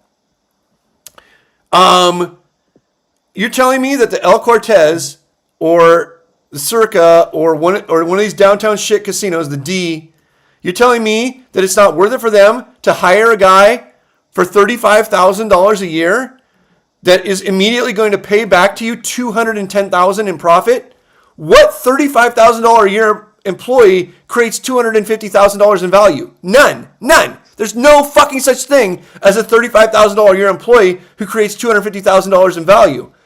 But you know exactly which machine goes positive at exactly what time. You have the eye in the sky. You have a central network. And you can just have a guy go down and fucking play every fucking positive spin as a house shill and return all that fucking money back to the casino. I mean, now that guy's going to be pretty fucking unhappy. Can you imagine being that employee? But I mean, the casinos have had these type of employees forever. I don't think these employees are illegal. Shills have been legal in Las Vegas forever. If they're illegal now, it would be a new thing. Now, if you told me that shills were illegal in Las Vegas, that doesn't mean much, because as soon as fucking Miriam Adelstein or Steve Wynn walks into the fucking mayor of Las Vegas's office and says, we need this to be legal again, it's going to be legal again. Like, these people control too fucking much. They draw too much water in that town. The reason it's illegal, if it is illegal, which I don't think it is, by the way, the only reason it's illegal is because they don't care. But if they actually cared, if they actually put their money behind it, I mean, we're talking about billionaires here who fucking employ like half of Las Vegas. They would get what they wanted. So I'm just very, very surprised that the casinos are allowing dipshits on hover-rounds smoking grape vape to take hundreds and hundreds of thousands each. Chinese triad teams to take hundreds and hundreds of thousands of dollars each out of their casino every day, and they're doing fucking nothing, not to stop it. Who fucking cares about stopping it? Fuck stopping it. Getting the actual money, just taking. If I ran a fucking casino and there was an EV positive play in my casino, I would have an employee down there fucking siphoning that money off. Now, you could say to yourself, now this is going out one more step. You could go out one more step and say to yourself, if the guy goes down and siphons all this off, then every grandma that comes in there, you know, every ghetto resident that comes in there, everybody with a fucking oxygen tank that comes in there is no longer going to be playing a machine that has, like, let's say an 8% hold. They're all going to be playing machines now that have a 12% hold, because they're never going to get the positive plays they're not going to get all the positive plays that they deserve, because every time a machine is left with a positive play, an employee, a shill at the casino comes down, runs it through until it's back to even. So a casino could decide, especially in conjunction with the machine makers, that it hurts their customer base too much to always be playing at -12 instead of -8 or something. I'm just making those numbers up. I don't know what the actual hold is on a strip casino right now, but I'm guessing it's something around there. But yeah, I mean, the days are numbered, obviously, for all AP. Other than this, you know, here's another thing. I'm gonna talk about a couple more topics. 408 360. Hold on if you can. Here's the other topic. I am obviously pro gambling. I'm obviously pro people making their own choices about their life, on things that don't hurt anybody else. You know, I'm pro drug use. I'm pro abortion. Some people say I'm pro choice. I'm not pro choice. I'm actively pro abortion. But I do have a problem with this legalized sports gambling. And here's my problem. My problem is that it's false advertising. and it should be curtailed by the government. And I would work with any government official that I could work with to get this done. And here's what I'm going to tell you. I don't want sports betting to be illegal, okay? But I want them to have to tell the truth, okay? Here's the problem with this huge sports betting boom, DraftKings, FanDuel, you name it. Here's the problem with the sports betting boom. The problem is... Prediction market, when we start, do you put prediction market also, or no, separate? Prediction market's separate. Prediction market's separate. Actually, prediction market, it doesn't apply to at all. This only applies to sports betting. All of the advertisements show people winning, okay?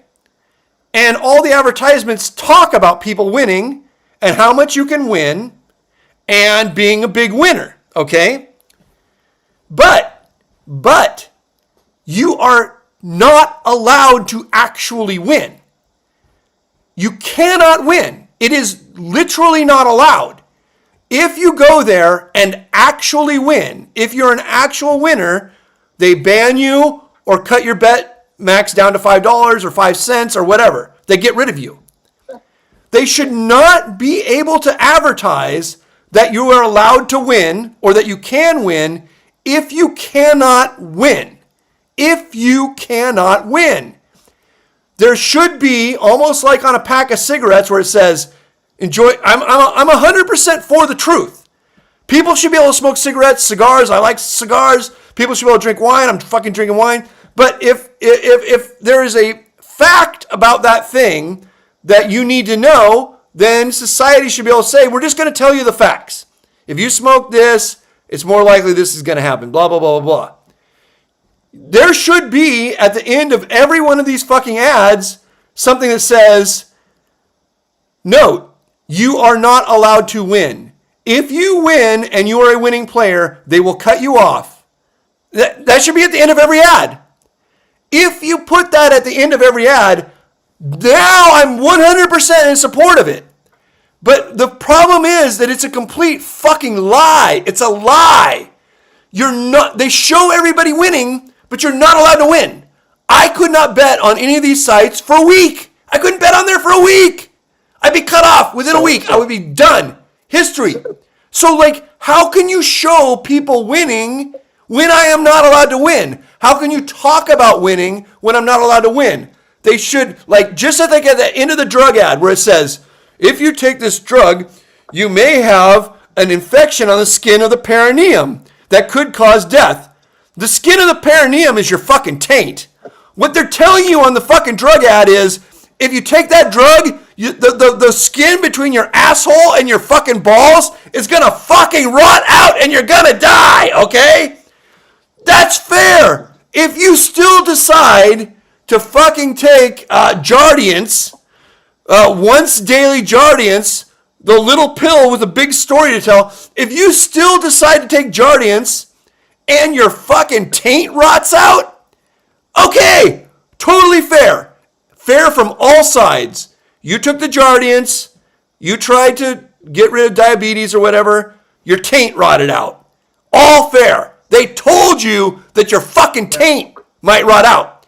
But with these fucking sports betting sites, they're telling you that you can win big, be a big winner, crush sports, they're saying that if you know more, all of the ads are like, I knew this thing about this thing and I bet it and I won. I knew this thing and I bet it and I won.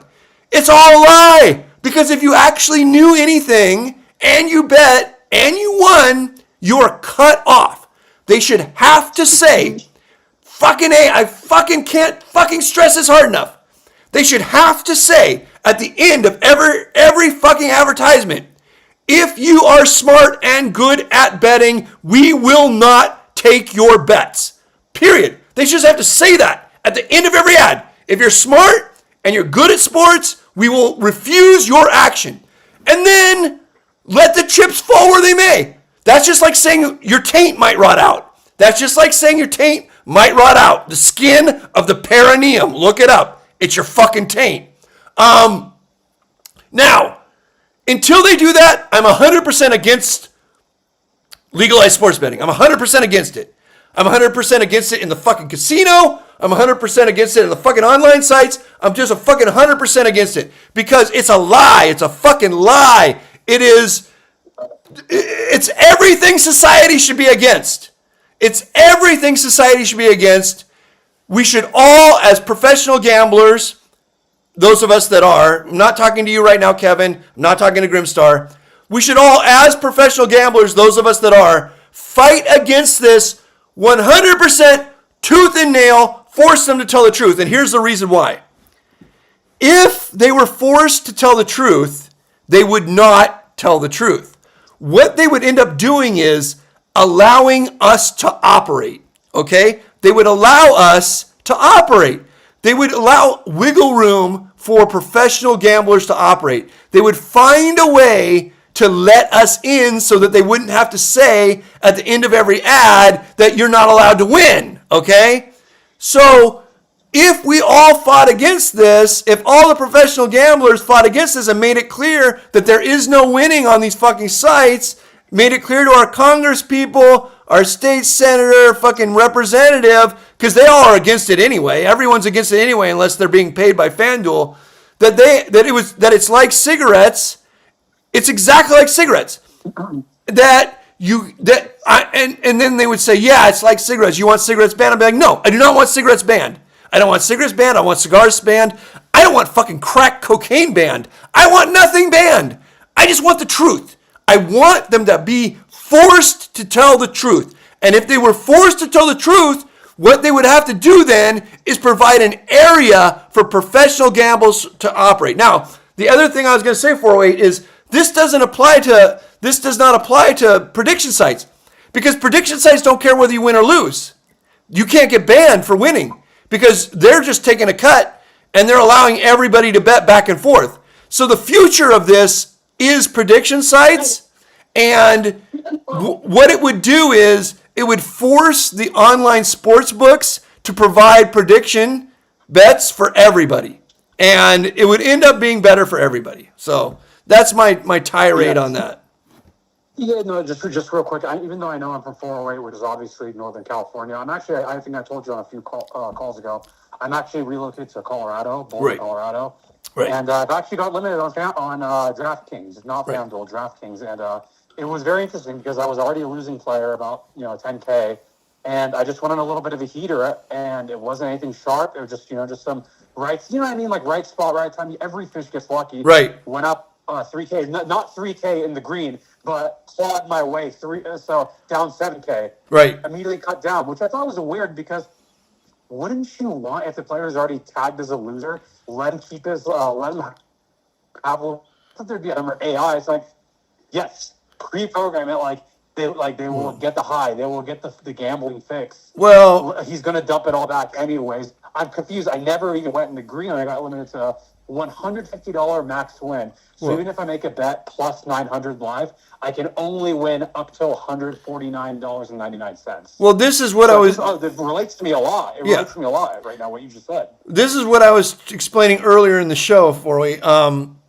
They don't care whether you win or lose. The algorithm, the AI nanny. The AI nanny is just looking for whether you're on the right side of the steam, okay? That's what all the AI nanny is looking for. So you must have made a statistically significant number of bets that were on the right side of the steam. So here's how, just to explain very quickly for everybody else, even if you already know what I'm talking about. On the $10,000 you lost, you were probably on the right side of the steam a bunch, okay? Even though you lost, you were on the right side of the steam a lot. So like every time you were betting a game where a team was -2, that line went to -6, okay? So you're just always on the fucking right side of the steam. Then when you started winning, you were on the right side of the steam a bunch more. And so what the algorithm or the AI nanny spits out is that you're sharp. It doesn't care whether you won or lost. They do not care whether you've won or lost. They only care whether you're on the right side of the steam, whether you're constantly making sharp bets, where the line is always moving in your direction, or where the books are always out of balance and you're always on the right side of it, okay? So obviously, you can be on the right side of the steam for a long time and be a losing player, but you're not going to lose forever, because if you're on the right side of the steam for a month straight or something, you're going to win no matter what. Because you're just like operating at too big of an advantage to the casino. If you're always getting -2 on games that should be -6. So that's what happened. You could pat. This is the crazy thing that people do. They pat themselves on the back, but they don't actually move to the next step. So like, you can 100% pat yourself on the back for being a good sports bettor, because if the algorithm, the AI nanny kicked you off, it means that you're on the right side a lot. Way more than what would be considered statistically significant, okay? That's number one. It's the same as guys who go in and count cards and then they get backed off. They're so proud of themselves. Like, I got backed off. It's like, why are you fucking proud of yourself? You can't play anymore. You should be fucking infuriated like I was at the Fontainebleau. But anyway, that's why, like I said earlier, that's why they should have to, like on a cigarette package, there should have to be a warning. It should say, degenerate warning. If somehow you're actually good at gambling, we will not take your action anymore. We will only take your bets if you are statistically significant to lose. We will only take your bets if you are going to lose. They should have to say that, and then it would fix everything. And it's only up to the people whether they say that or not. Because you got to remember something. For decades and decades and centuries, sports betting has been illegal. Illegal. 100% illegal. Now it's legal. So things can change. This is not a pie in the sky thing that I'm saying. This is a normal fucking thing that's going to happen. This is just fucking normal, a normal thing on these sites. It's only going to go two directions. One direction is they're going to just make it illegal again, which is the wrong direction. That's the bad direction. The other direction is what I'm saying. Legal, but true. I'm not even saying legal, but fair. It can be as unfair as you want it to be, but it has to be true. It has to be legal, and they have to tell the truth. That's why it's like, you want to sell fentanyl? I don't give a fuck whether you sell fentanyl. Just tell the truth. This is going to kill you. You want to take this? Your fucking skin's going to fucking fall off.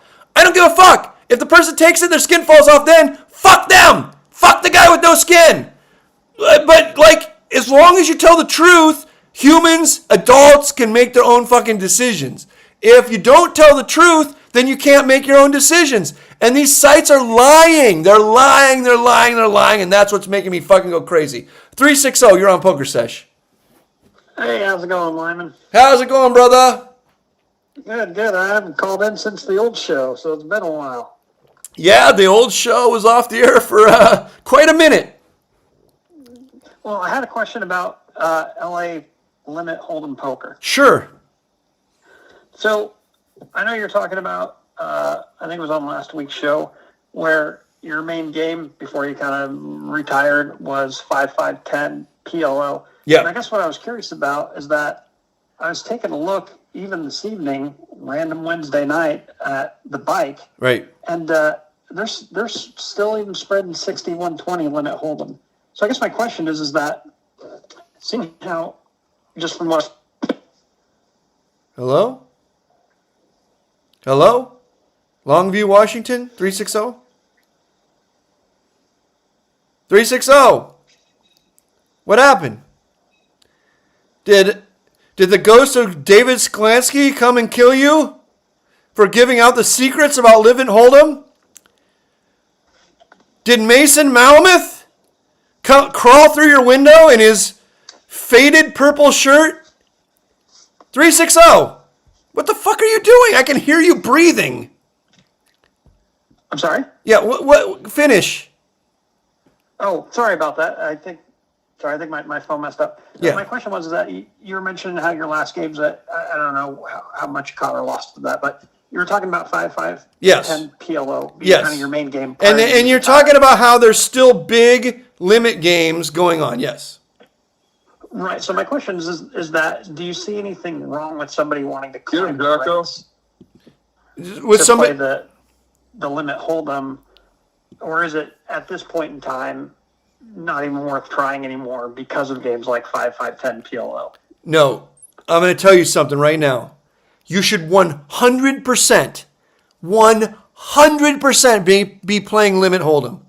100%. I mean, I'm making so many people mad right now. Limit hold'em, there's more professional poker players, like upper middle class professional poker players playing limit hold'em than any other game. Any other game.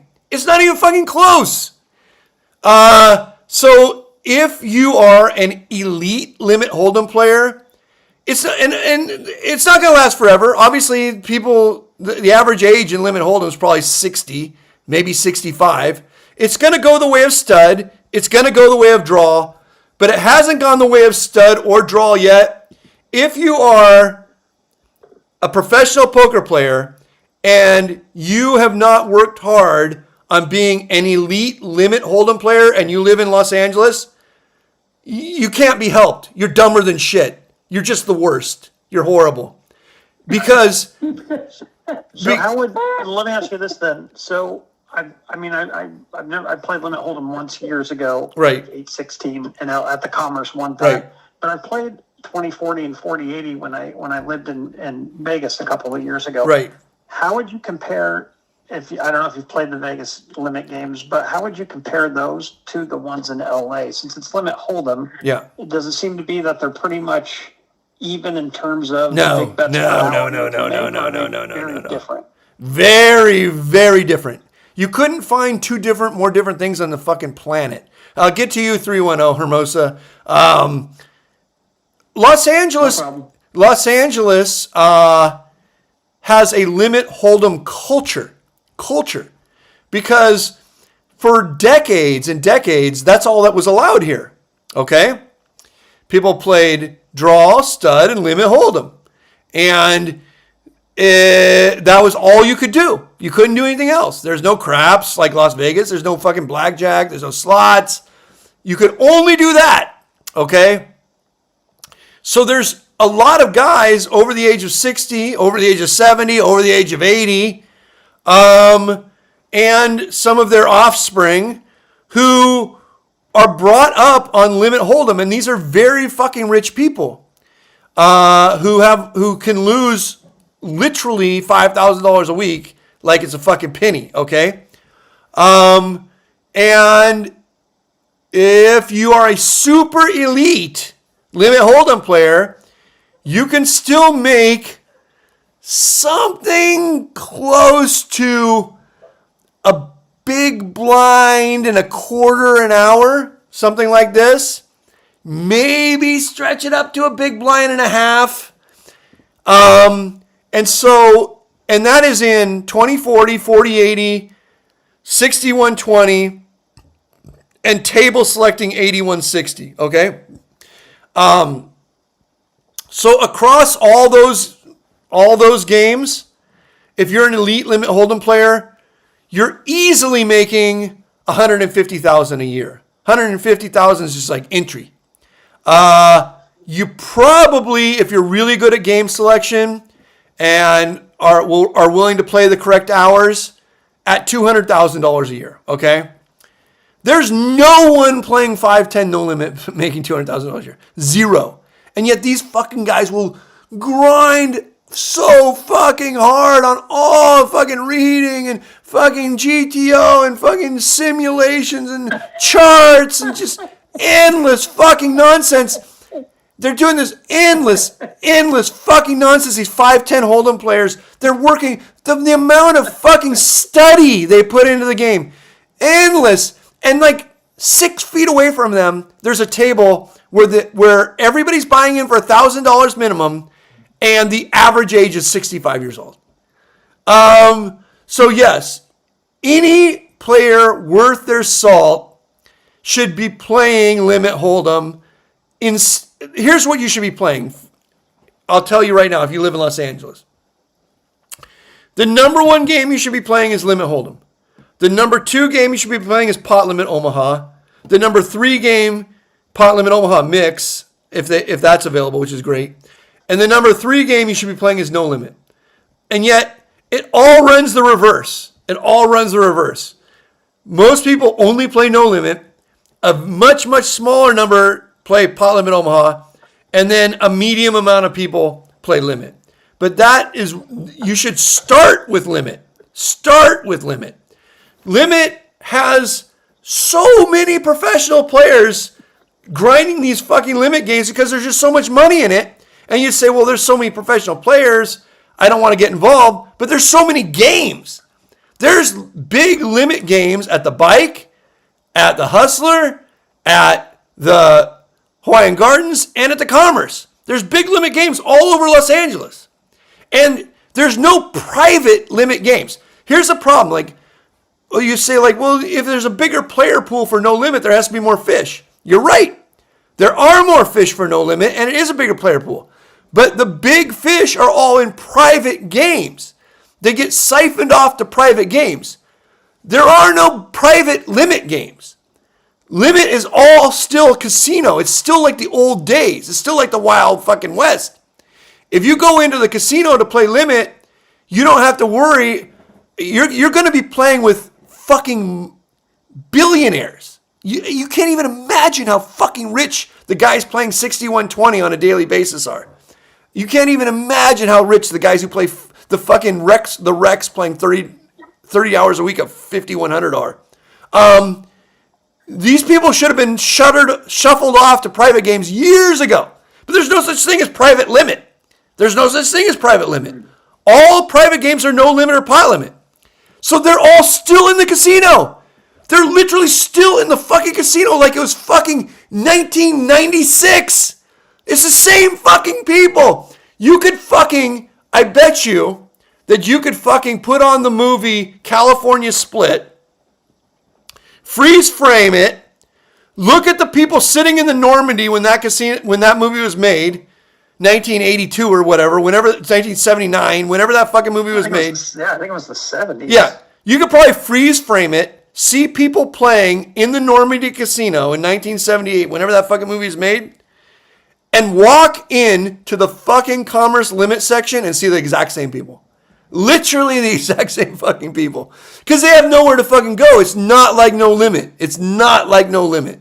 Where the fucking whales all like magically meet a guy who has a game 1 mile from their fucking house with fucking hookers and blow and credit lines. For a Limit player, no Limit player in the history of the world has ever seen a hooker, has ever seen blow, or has ever seen a credit line. Ever in their fucking life. So, yeah, that's my long and short way of putting. Here's another thing about Limit that you should know. Limit is a solved game. It's a solved game, okay? Limit should not exist. It has no reason to exist. It's like playing chess for money. There's no such thing as playing chess for money because chess is a solved game. You can't play a fucking solved game for money. But Limit Poker is a solved game that people still play for lots and lots of money.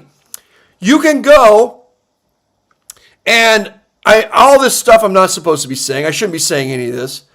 So I'm not going to say the last part other than you can go. I could tell you, listen to me. I could tell you that you could go and figure out how to play Pot Limit Omaha. But I wouldn't actually believe it because you can't. Because Pot Limit Omaha isn't something that you can just go learn, okay? You can learn how to break even, but you can't learn how to win. But if I tell you that you can go learn how to be an elite Limit Hold'em player, I'm not lying. I'm telling you the truth. You can literally learn how to play almost perfectly. So, yeah, go do it. I don't know what else to tell you. So you mentioned that it's a lot different than the Vegas Limit Hold'em games, which, again, I played the 20-40 a couple times, the 40-80 once. Are those games in Vegas just not worth playing? 'Cause, No. I mean, it seems to be the same faces. No, it's barely worth playing in Las Vegas. Let me tell you why. People in Las Vegas are poor. They're really poor, okay? The average person in Las Vegas, if they lived in Los Angeles, would probably be homeless, okay? That's how poor people in Las Vegas are compared to people in Los Angeles. So when you're playing in a game that is reg-filled, limit is reg-filled, nobody fucking goes on vacation to play limit hold'em, okay? People will go on vacation to play no limit, okay? No one in the history of the world has ever gone on vacation to play limit hold'em. These fucking games in Vegas are reg-filled. It's fucking Mason Malmuth, you know, and all. I played with them at the 2040. Exactly. It's a bunch of guys like Mason Malmuth. It's the most miserable, soul-draining, poor guy reg fest in the history of the world. Los Angeles there is no culture there of this game. There is no life to the game. There is no money in the game. Los Angeles is a completely different animal.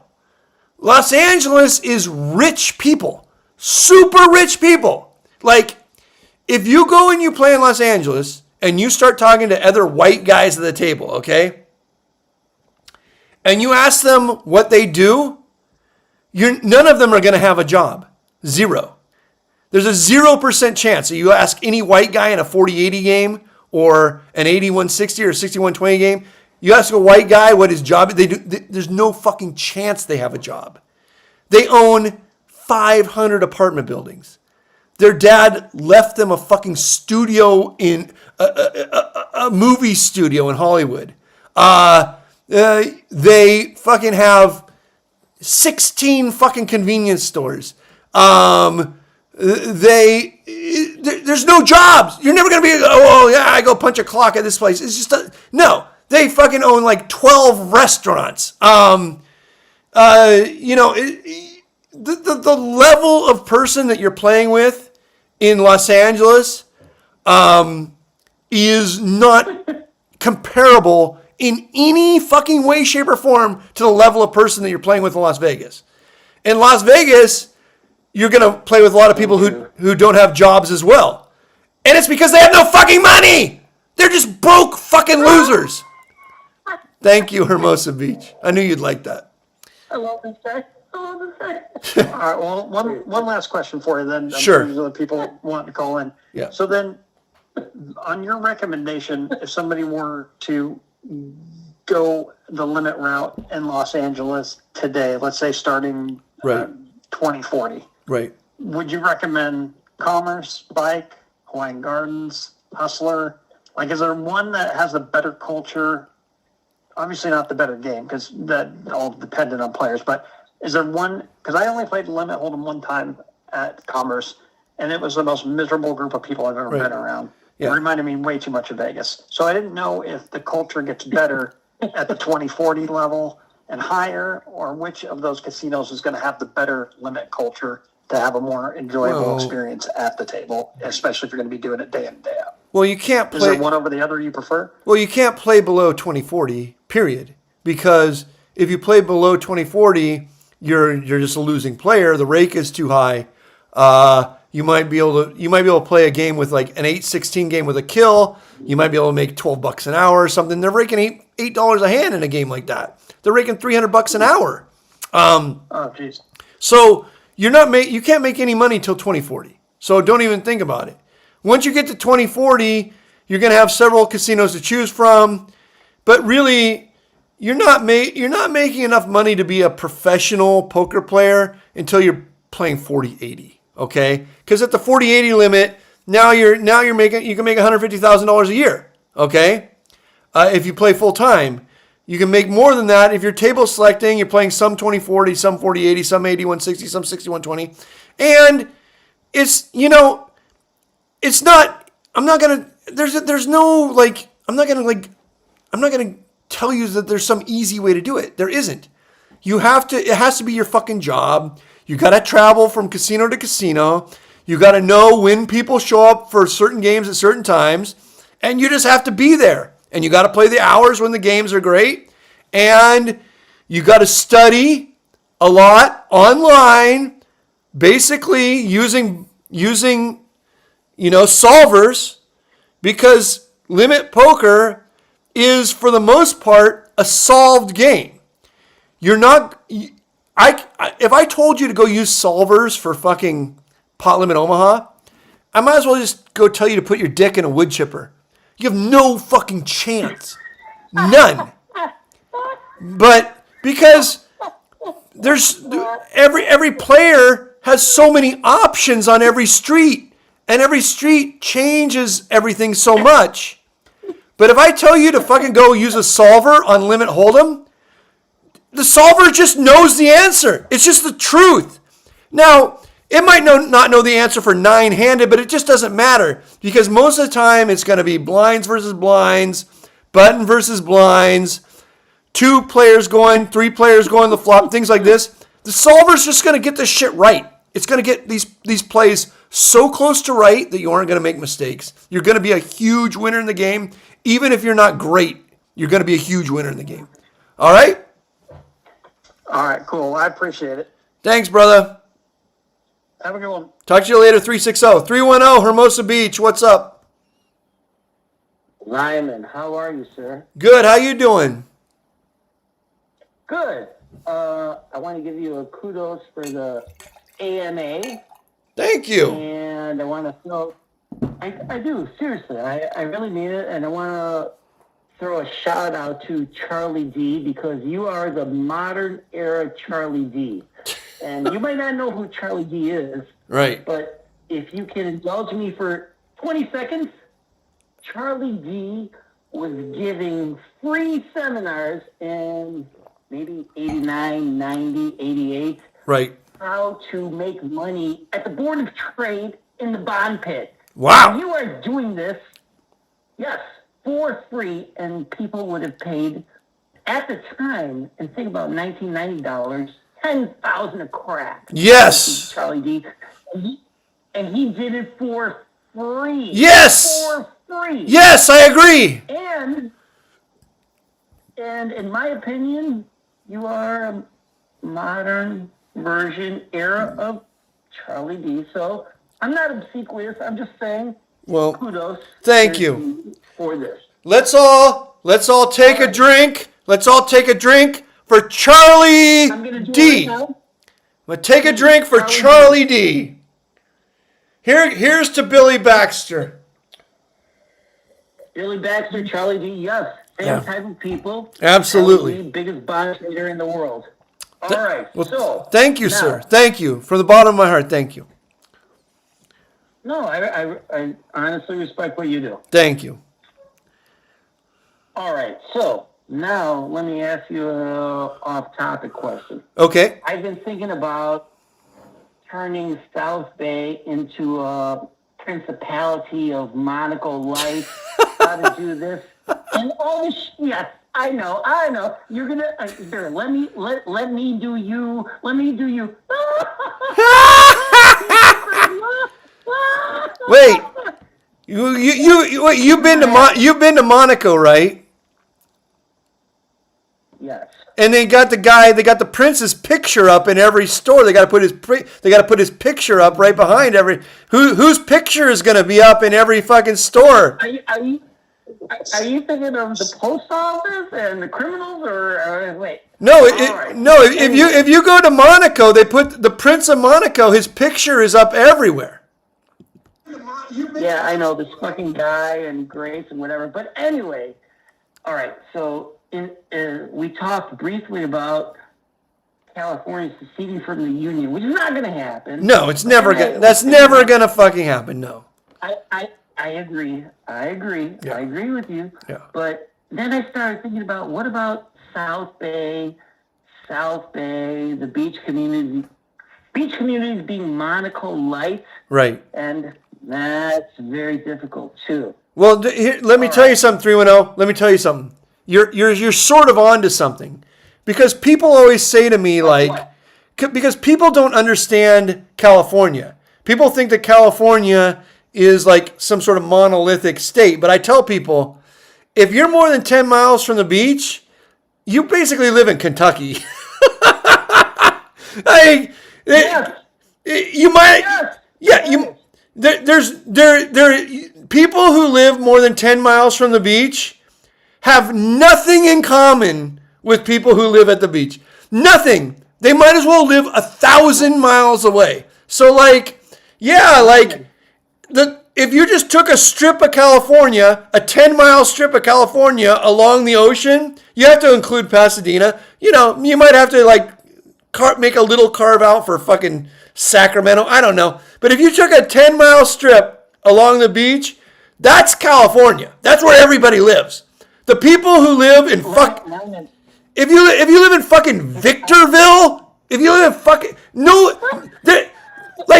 a person in Victorville compared to a person who lives in Hermosa Beach, you might as well be an alien from another planet. There's not one thing a person in Victorville has in common with a person who lives in Hermosa Beach. So it's yes, California doesn't need to secede. Yeah, I understand the whole thing, yes.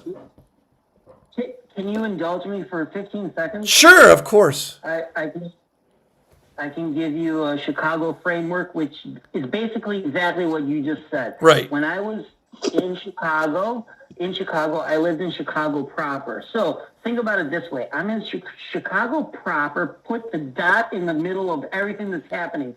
So in my world, everything north of Montrose Avenue, which is a quarter mile from where I lived, fucking Canada. Right. Everything a quarter mile west from where I live was fucking Iowa. Who the fuck wants to live there? Everything south of the Board of Trade was fucking Tennessee. Who the fuck wants to live there? Of course. Everything east of Lake Michigan was New York. Who the fuck wants to live? Well, New York is cool, but you understand what I'm talking about. No, it's like that dipshit fucking Grimstar lives in Albany. He does not live in New York. He does not live in New York. No! No! He does not! No, I try to tell him there's 5 boroughs. The Bronx, Brooklyn, Manhattan, Queens, and unfortunately Staten. That's it. If you don't live in one of those places, you do not live in New York. You live in Canada. Shut up. If you're chasing Russian and Pine Barrens, and you're a fucking mod dude from New Jersey, you're a fucking pygmy. You're a fucking pygmy. Why are you chasing a Russian and getting lost in Pine Barrens, south of New Jersey? Yes. Running around. Yes. Filmed that at Harriman Park in Newburgh. Oh my God. That's Grimstar. Grimstar. Oh my God. Grimstar knows more about poutine than he does about fucking a proper fucking slice. He doesn't know shit about a fucking slice. He tried. Taco Tuesday, Cinco de Mayo. Yeah, exactly. All right, thank you, Hermosa Beach. Thanks for calling in, brother. One question. Okay, one question. One question I have for you. Okay. Okay, so would you go to watch the Smashing Pumpkins at the end of the tour, which ends in L.A.? Yes. And it ends this fall. Yes, I mean theoretically, yes. I mean, I don't go to that many concerts. The last concert I went to is Pearl Jam, maybe a couple years ago. So Smashing Pumpkins. Yeah, I would go. All right, brother. Thank you for indulging me. All right, take it easy, my man. There he goes, Hermosa Beach. That was Hermosa fucking Beach. It's like another world, Hermosa Beach. I don't even think women own clothes in Hermosa Beach. All they own is bikinis. All right, Kevin and Grimstar, let's end this show with a bang. Grimstar, what is your topic? Do you remember the hand history? I never gave the reveal what the lady had. What did she have? What would you put her on? I didn't put her on a hand because you played it so bad. You did not enter into the proper speech play, okay? If you would have entered in... She promised you would table her a hand if I mocked, so I mocked, and she tabled, and you have no idea what she had? Well, you played it so bad, I don't know, because I would have already done the speech play, and I would know what she had. She had tens. Yeah, you played it horrible. I would have guessed maybe. I mean, you wouldn't be telling me the story if you won. You're only telling me the story because you lost. You're just wasting everybody's fucking time. You're wasting Kevin's time. Kevin has a very important life. He has important things to do. He has to like sit in his parents' fucking condo and stare at the walls. He has to go play. He has to go to Hustler and play $2, $3 until he runs out of his last $300. He has to fight with high school kids who are trying to stop him from stealing sweaters. He has a very fucking important life, Grimstar, and you just wasted like minutes of his life with your dumb fucking story. Because I know you're not telling the story if you fucking won the hand. You're telling the story because you lost the hand. Shit tens. Okay. Great show as always. Grimstar. Absolutely, you're a team, dude. I don't know how you do it. Thank you. Thank you, Claude. Thank you, Claude. You're welcome. I'm just going to go eat some cherries because that's one of the things I like to do here. They lower your stress level. It's amazing. Claude, you are unbelievable. Grimstar, you are unbelievable. I think Claude's vegan. Grimstar is unbearable. Grimstar is unbearable. I just cannot believe that Grimstar fucking sits around and talks to a fucking chatbot all day. All right. Thank you, guys. Kevin Clarkson, you are on Pokersesh. Yo, so I got a lot of like poker topics, and I got one entertaining poker topic. Okay, firstly, in the Pokersesh chat, you said that you would dress as a woman to try to get into the Commerce Casino where you are banned. Are you actually going to dress as a woman to try and get into the Commerce Casino where you are banned? Oh, no, I wouldn't go that far because I wouldn't be able to talk to my friends then. Why can't you talk to your friends? You think they wouldn't want to talk to me if I was dressed like a woman. Kevin, I'm going to break something to you right now that's going to make you mad, but it's the truth. They don't want to talk to you as not a woman. No, but Kevin, I'm going to tell you something 100% true. If you were to walk up to one of your poker heroes like Evan or Adam as yourself or as you dressed as a woman, I can guarantee you with 100% certainty they would rather talk to you dressed as a woman. I don't talk to Evan, and I haven't seen Adam at Hustler in a while. Maybe they moved the PLO to a private game or back to Commerce. I don't know. Who do you talk to? You don't. Who are your? I don't even want to ask who your friends are. Who do you think you talk to? I talked to the props at Hustler. Oh God! That work there. Do you talk to Tanner? Do you talk to Tanner? Yeah, Tanner and Dave. Do you really think that? Do you really think that Tanner would rather talk to you as yourself or dressed up as a woman? As myself. No, 0% chance. I can get Tanner on the phone right fucking now. Do you want to make a side bet? No. Okay, because you know I'm right. Tanner would 100% rather talk to you as a woman than as Kevin. Because talking to Kevin, I mean, I hate to put this to you because Kevin, I do try to help you, and I do actually think that you're a redeemable human being, even though. Thank you. Even though you say the dumbest fucking shit in chat. It's the best shit I say in chat. I keep that shit lively. No, it's just like it's always. Otherwise, it'd just be Grimstar postings. Yeah, but you also say like a lot of fucking dumb shit. Like, okay, I don't want to get into it. All right, well, hold on, real quick. I want to get unbanned from Commerce though, and I tried to sneak in the second time, and they upgraded their security. Yes. With facial recognition. I know. Shit. I know. So before when I won't say who told me, but before you would need a fake ID also. No, they don't check ID. No, yeah, they don't. At Commerce. They don't check ID at Commerce. Bro. That's true. That is Kevin's right. All right. Anyways, but so when I tried to sneak in the second time, they got really mad at that. Yeah, because it's illegal. You're trespassed. You understand that? You're trespassed because you are a menace to society. You slap. No, but Abe, you told me to trespass the second No. time I got banned, and it worked. Kevin, listen to me. It worked. Kevin, What? listen to me. listening. I'm telling you right now to put on lipstick, a wig, a dress, and possibly even a tampon, and And a COVID mask. That's all you need. don't actually try to help him, Noodles. All right, sorry. I'm telling you to go into the commerce to play. Do you think I'm fucking serious or do you think I'm joking?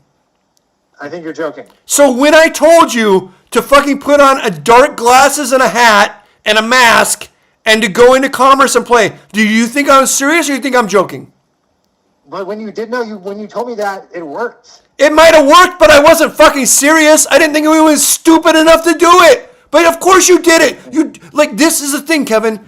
It got me on band. Like I went with Sergeant McLaughlin to the security desk, and then they called me an hour later and got me on band. It works. Yeah, but it did work. But Kevin, I have to be very careful. It worked the first time. I have to be very careful with the things I tell you because I know that you cannot. You have no because you're autistic or whatever. You have no ability.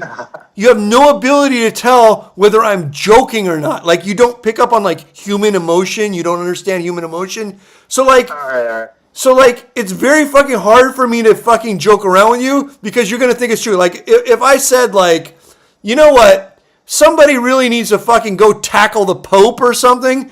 You would go tackle the Pope. And then I would end up in prison, you know? If I was like, if I was like, you know what? Somebody really needs to fucking go choke out the fucking Donald Trump. You would do it and then I'd end up in prison. So, like, I can't joke around with you, you know? That's fair. Hey, Abe, is that Slot AP guy still on? No, he left. He's never on when I want to talk to him. Well, he gives you guys lots of information. You don't do it anyway. So what difference does it make? Well, no. This is my point. I actually went to. I was at MGM. I said, "Fuck, I'll give Slot AP a shot." Right. First, I took your advice, and I just went up to probably 2 or 3 Chinese, Vietnamese guys smoking cigarettes in the smoking section. Right. Tried to and just ask them, like, hey, any hot machines out there? And they all they basically just looked at me like they didn't even speak English. So that strategy did not work. No, you got to go to the Buffalo Bay and play the Buffalo. And here's the thing. Here's how you do it. You go to the Bay of Buffalo machines, all right? There's going to be a bunch of Chinese guys waiting there to play. As soon as you see a Chinese guy... That's the one I was at, I'm pretty sure. Yeah, as soon as you see a Chinese guy go to sit down the machine, you just sit down in front of him. Do you know you're in a good machine? That's all you got to do. That's a good idea. Yeah, of course it's a good idea. Okay, listen. I could have did that. Listen to this, Noodles. I got to tell you something. I'll tell you this. I did almost get into a solid fight with the triad at the poker table. I straight up called him a triad to his face. I'm surprised I didn't get thrown out. Well, at the $1, $2 table, he wasn't a triad. No, so you it was the 100 minimum table. Yeah, that's $1, $2. Yeah. Whatever. Yeah. Okay. Listen to me, Noodles. I got to tell you something before. Okay, Noodles. I'm going to tell you something, and then you can give me a pick. Here's the thing. Number one. When the show first started tonight, I said that Oklahoma City was a lock tonight, a 100% mortal lock. I don't even know the score. Wait. When did you say that? At the very first of the show, like the very start, I said mortal lock for tonight's game. I don't know what the results are, but I assume that I was right. Okay, number two. The Oklahoma City Spurs series. They were beating the Spurs last I checked. Okay, so I'm not sure what the score. I don't know if the game is over, but they're a mortal lock. I called it as a mortal lock. I don't know. Whenever the game. How about them Knicks? Okay, this is what I'm going to tell you. Number two, the Knicks look like WNBA compared to the Spurs and I gotta go. I gotta run. But they do. Like literally, when I'm watching if I watch the Spurs versus Oklahoma City. I got it. And then I watch the Knicks versus the fucking Cleveland. Go ahead. I'm looking at the fucking Knicks. I'm saying, when does Caitlin Clark come in the game? I'm saying, when does Caitlin Clark come in the fucking game? It's like a JV fucking team. Okay, I got rid of Noodles Rodeo is gone, and we got rid of Noodles on Noodles Rodeo. All right, Kevin, last topic of the night.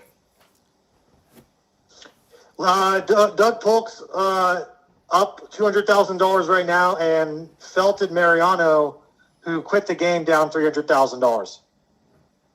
Literally no one cares. Literally. No one on earth cares. Dude, that's a big deal in the no limit world. No, it isn't. Especially in the streaming. Yeah, it is, dude.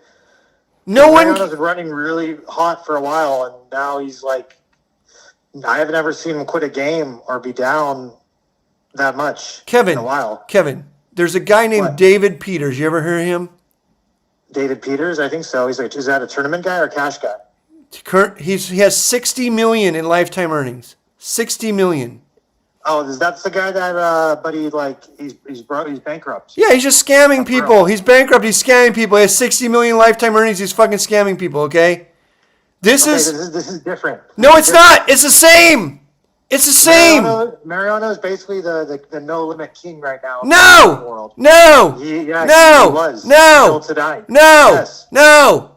This is all done to fool idiots like you. That's the way this is done. This is done. Dude, you got to stop downplaying no limit. It's a big fucking deal in the poker world. No. Listen to me, Kevin. Kevin, listen. I'm listening.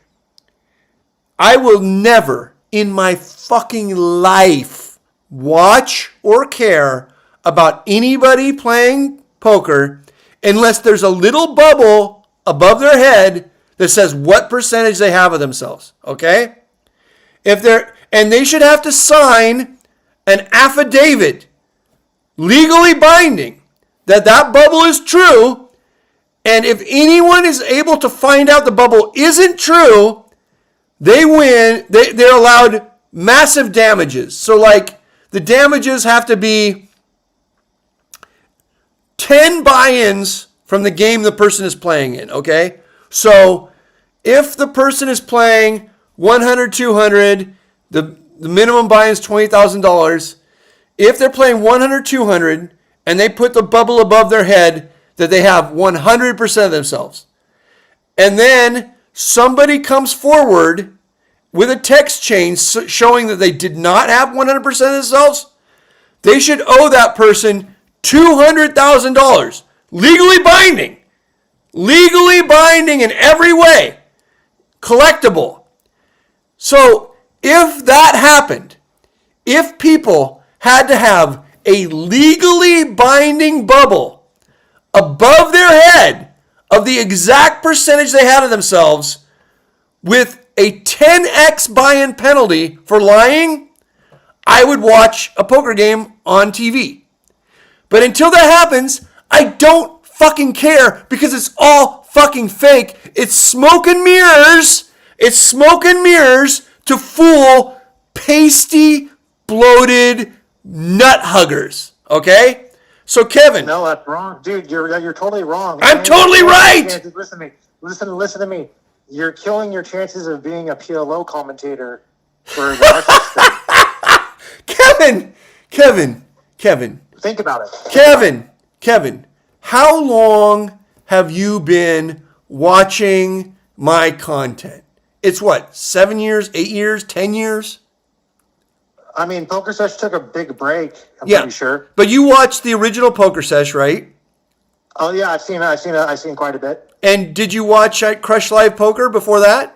No, that was right before my time. Okay, so there's been a break, but I still did a lot of interviews, which I'm sure you probably watched in your underwear. I watched the Live at the Bike stuff. Yeah, you probably watched all that in your underwear, and maybe you loosened your robe for a moment, but it's not. It's not important. Not important.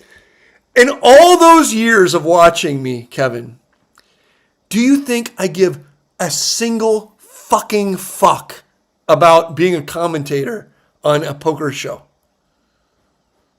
I mean, I think it I think it was fun for you. I thought you had fun doing it, and people enjoyed your color commentary. Yes, they I thought did. you were a good color commentator. Yes. And I think that could add to your repertoire. Yes. And I think that, think about this. You can expand to like commentating Venetian Poker Live once every blue moon also. And you can commentate the Hustler PLO games. Like it'd be a fun time.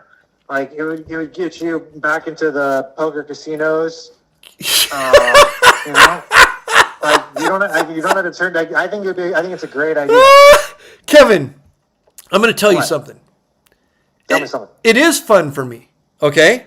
Yeah, there you go. And people do enjoy it. And it is fun for me. But do you want to know why it's fun for me? Why? Because I don't give a fuck. Because I'm going to fucking say and do whatever I fucking want 100% of the time. No one is going to ever have any control over a single fucking word that comes out of my mouth. So when you tell me that I need to self-censor, when you tell me that I need to pre-censor myself to do a show, it's an antithesis to me. It doesn't compute. It doesn't exist to me. I didn't make all this fucking money to have to fucking listen to people tell me what to say. I'm going to say whatever I want 100% of the time, except for certain things. Here are the things I'm not going to say. That somebody should fucking commit suicide. Things that you say. I'm not going to say Okay.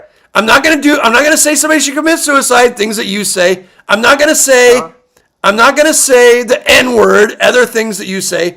But these are my personal. But I'm not gonna say that I'm gonna like fucking assassinate somebody or kill somebody.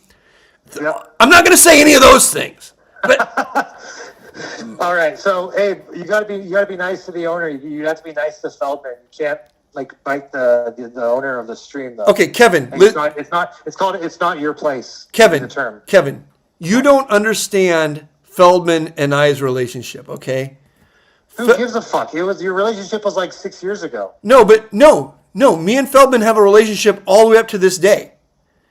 Wait. What type of relationship? When I go to Las Vegas Vegas, relationship. When Did you share an apartment with Feldman? Did you share a one bedroom? yes, Brian Feldman. Yes, Feldman and I shared. Like that other guy did. We shared an apartment and we got in a fight and we put a white line down the middle and I had control of the bathroom and he had control of the refrigerator. It was just like an episode of Happy Days. Now listen to me. That's probably before your time. Listen to me. It was. When I go to a super high VIP thing in Las Vegas, like for a big fight or by Super Bowl or something, and it's only elite VIP people, cost thousands and thousands of dollars to get in if you're not comped. Guess who is always there? Who? Feldman. And, nice. And me and Feldman talk. Because Okay. it's the same as like Elon Musk and Jeff Bezos. They don't like each other. They want to crush each other, but they're both in the same circle all the time. When I go to Beverly Hills to have a steak at a super elite fucking steakhouse, guess who's there at the table next to me? Feldman. Yeah, Feldman. And guess what? We say hi, we shake hands, we talk about the old times. Me and Feldman have... Good. This is good. Feldman and I know each other intimately. Okay? Wow. Because I'm we... kind of jealous now. Because we are run in elite circles. And when you run... Got it.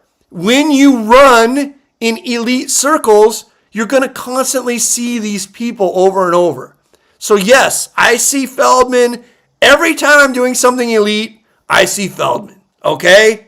Feldman and I have a very good relationship. But Feldman understands me and I understand him. Feldman is still a slave. I am a free man. Okay? Feldman's a rich slave. Yes, he is. You know what they call that? They call that the house N, okay? The house N word. Yes. Feldman lives in the big house. He lives in the big house. He's in the big house. Yeah. But he ain't a free man. That's kind of true. I am a free man.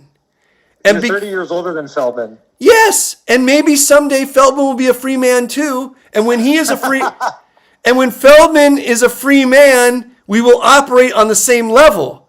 But right now, we live in different worlds. We live in different worlds. He's in the house. I own the house. Okay? So good. That sounds like you guys have a good relationship then. Yes. So next time I see him at Hustler, I'll bring you up. Thank you very much. And you can also talk to Doug the next time you see him. Doug is a free man, by the way. He just chooses to be a held man. I don't know what Doug's deal is, but whatever. He's killing it. And he has like 2 kids. No one cares about... You're obsessed with this kids thing. No one gives a fuck about kids, Kevin. Well, who am I going to hang out with when you die? When I die, I'm going to hang out with fucking God in heaven. I don't fucking know. Who am I going to hang out with? You? You ain't hanging... You're going to hang out with the same people you hang out with now. Nobody. No, I got to make a mini Kevin. No, Kevin, nobody wants to hang out with you. When you go to heaven, you're going to meet Jesus, and he's going to tell you, I'd rather talk to you if you were wearing a dress. Okay? All right, that's it.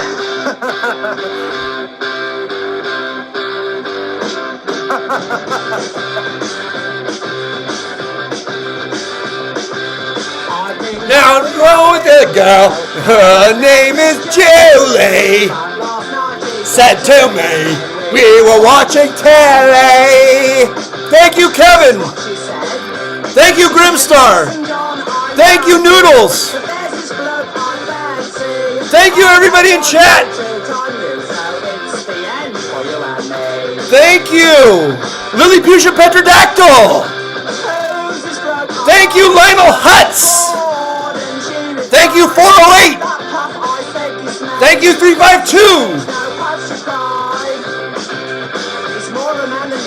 Thank you, 360. Thank you, Henner, 2006.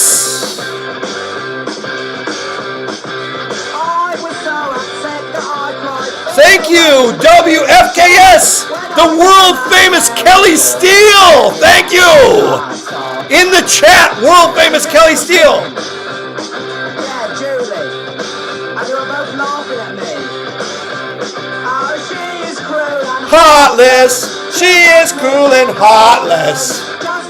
Just looking at me, just cause he's cool and trendy. He's a moron. Gordon is a moron. Gordon is a moron. Gordon is a moron.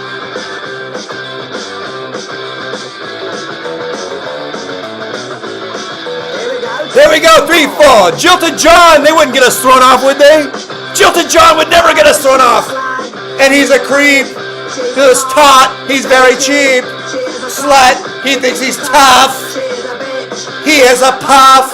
Yeah, it's not fair. Yeah, it's not fair. I'm so upset. I'm so upset. Yeah. I ought to smash his fucking face in.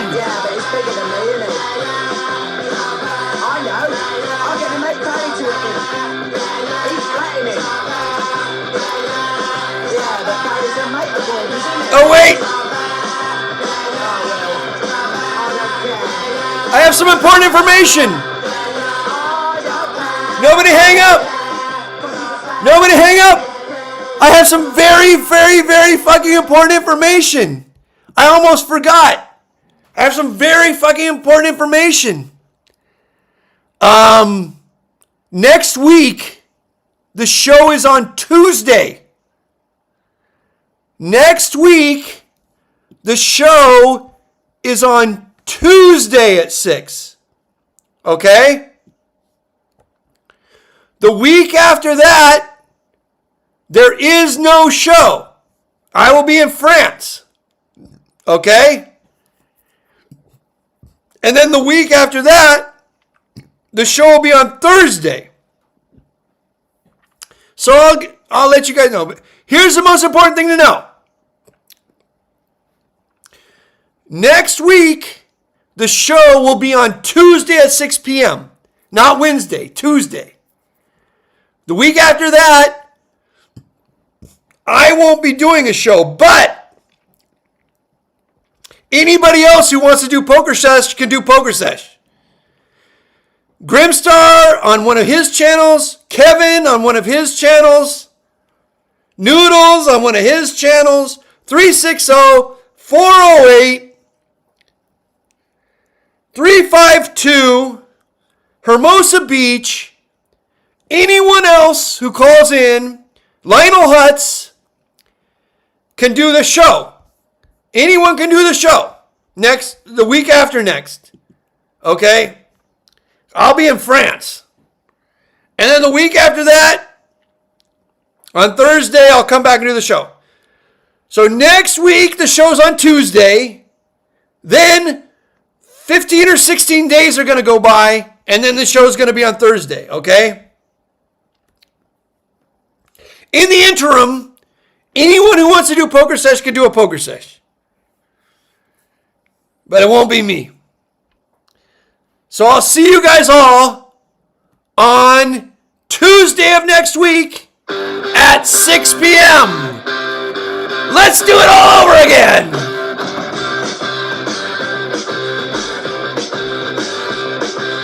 I've been going out with a girl, her name is Julie. But last night she said to me when we were watching telly. This is what she said. She said, listen John, I love you, but there's this bloke I fancy. I don't want to two-time you, so it's the end for you and me. Who's this bloke, I asked her. Bored, and she replied, not that puff. Not that puff! Yes, but he's no puff, she cried. He's no puff! He ain't a puff! He's more of a man than you'll ever be! Here we go. 2, 3, 4.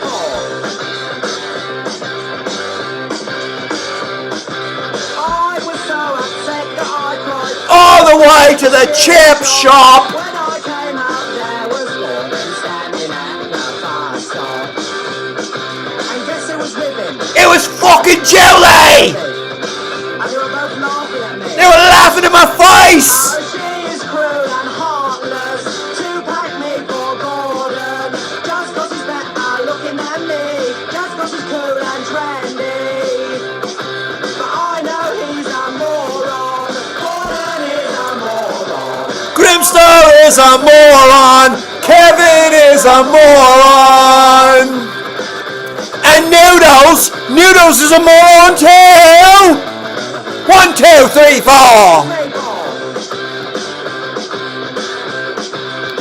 Oh, she's a slag and he's a creep. She's a tart, he's very cheap. She's a slut, he thinks she's tough. She's a bitch, he's a puff. Yeah, it's not fair! Yeah, it's not fair! I'm so upset. I'm so upset. I'm so upset. Yeah. I ought to smash his face in. Yeah, but he's bigger than me, isn't he? I know. I'll get him make pay to him. He's threatening. Yeah, but Paddy's a mate of Gordon's, isn't he? I will.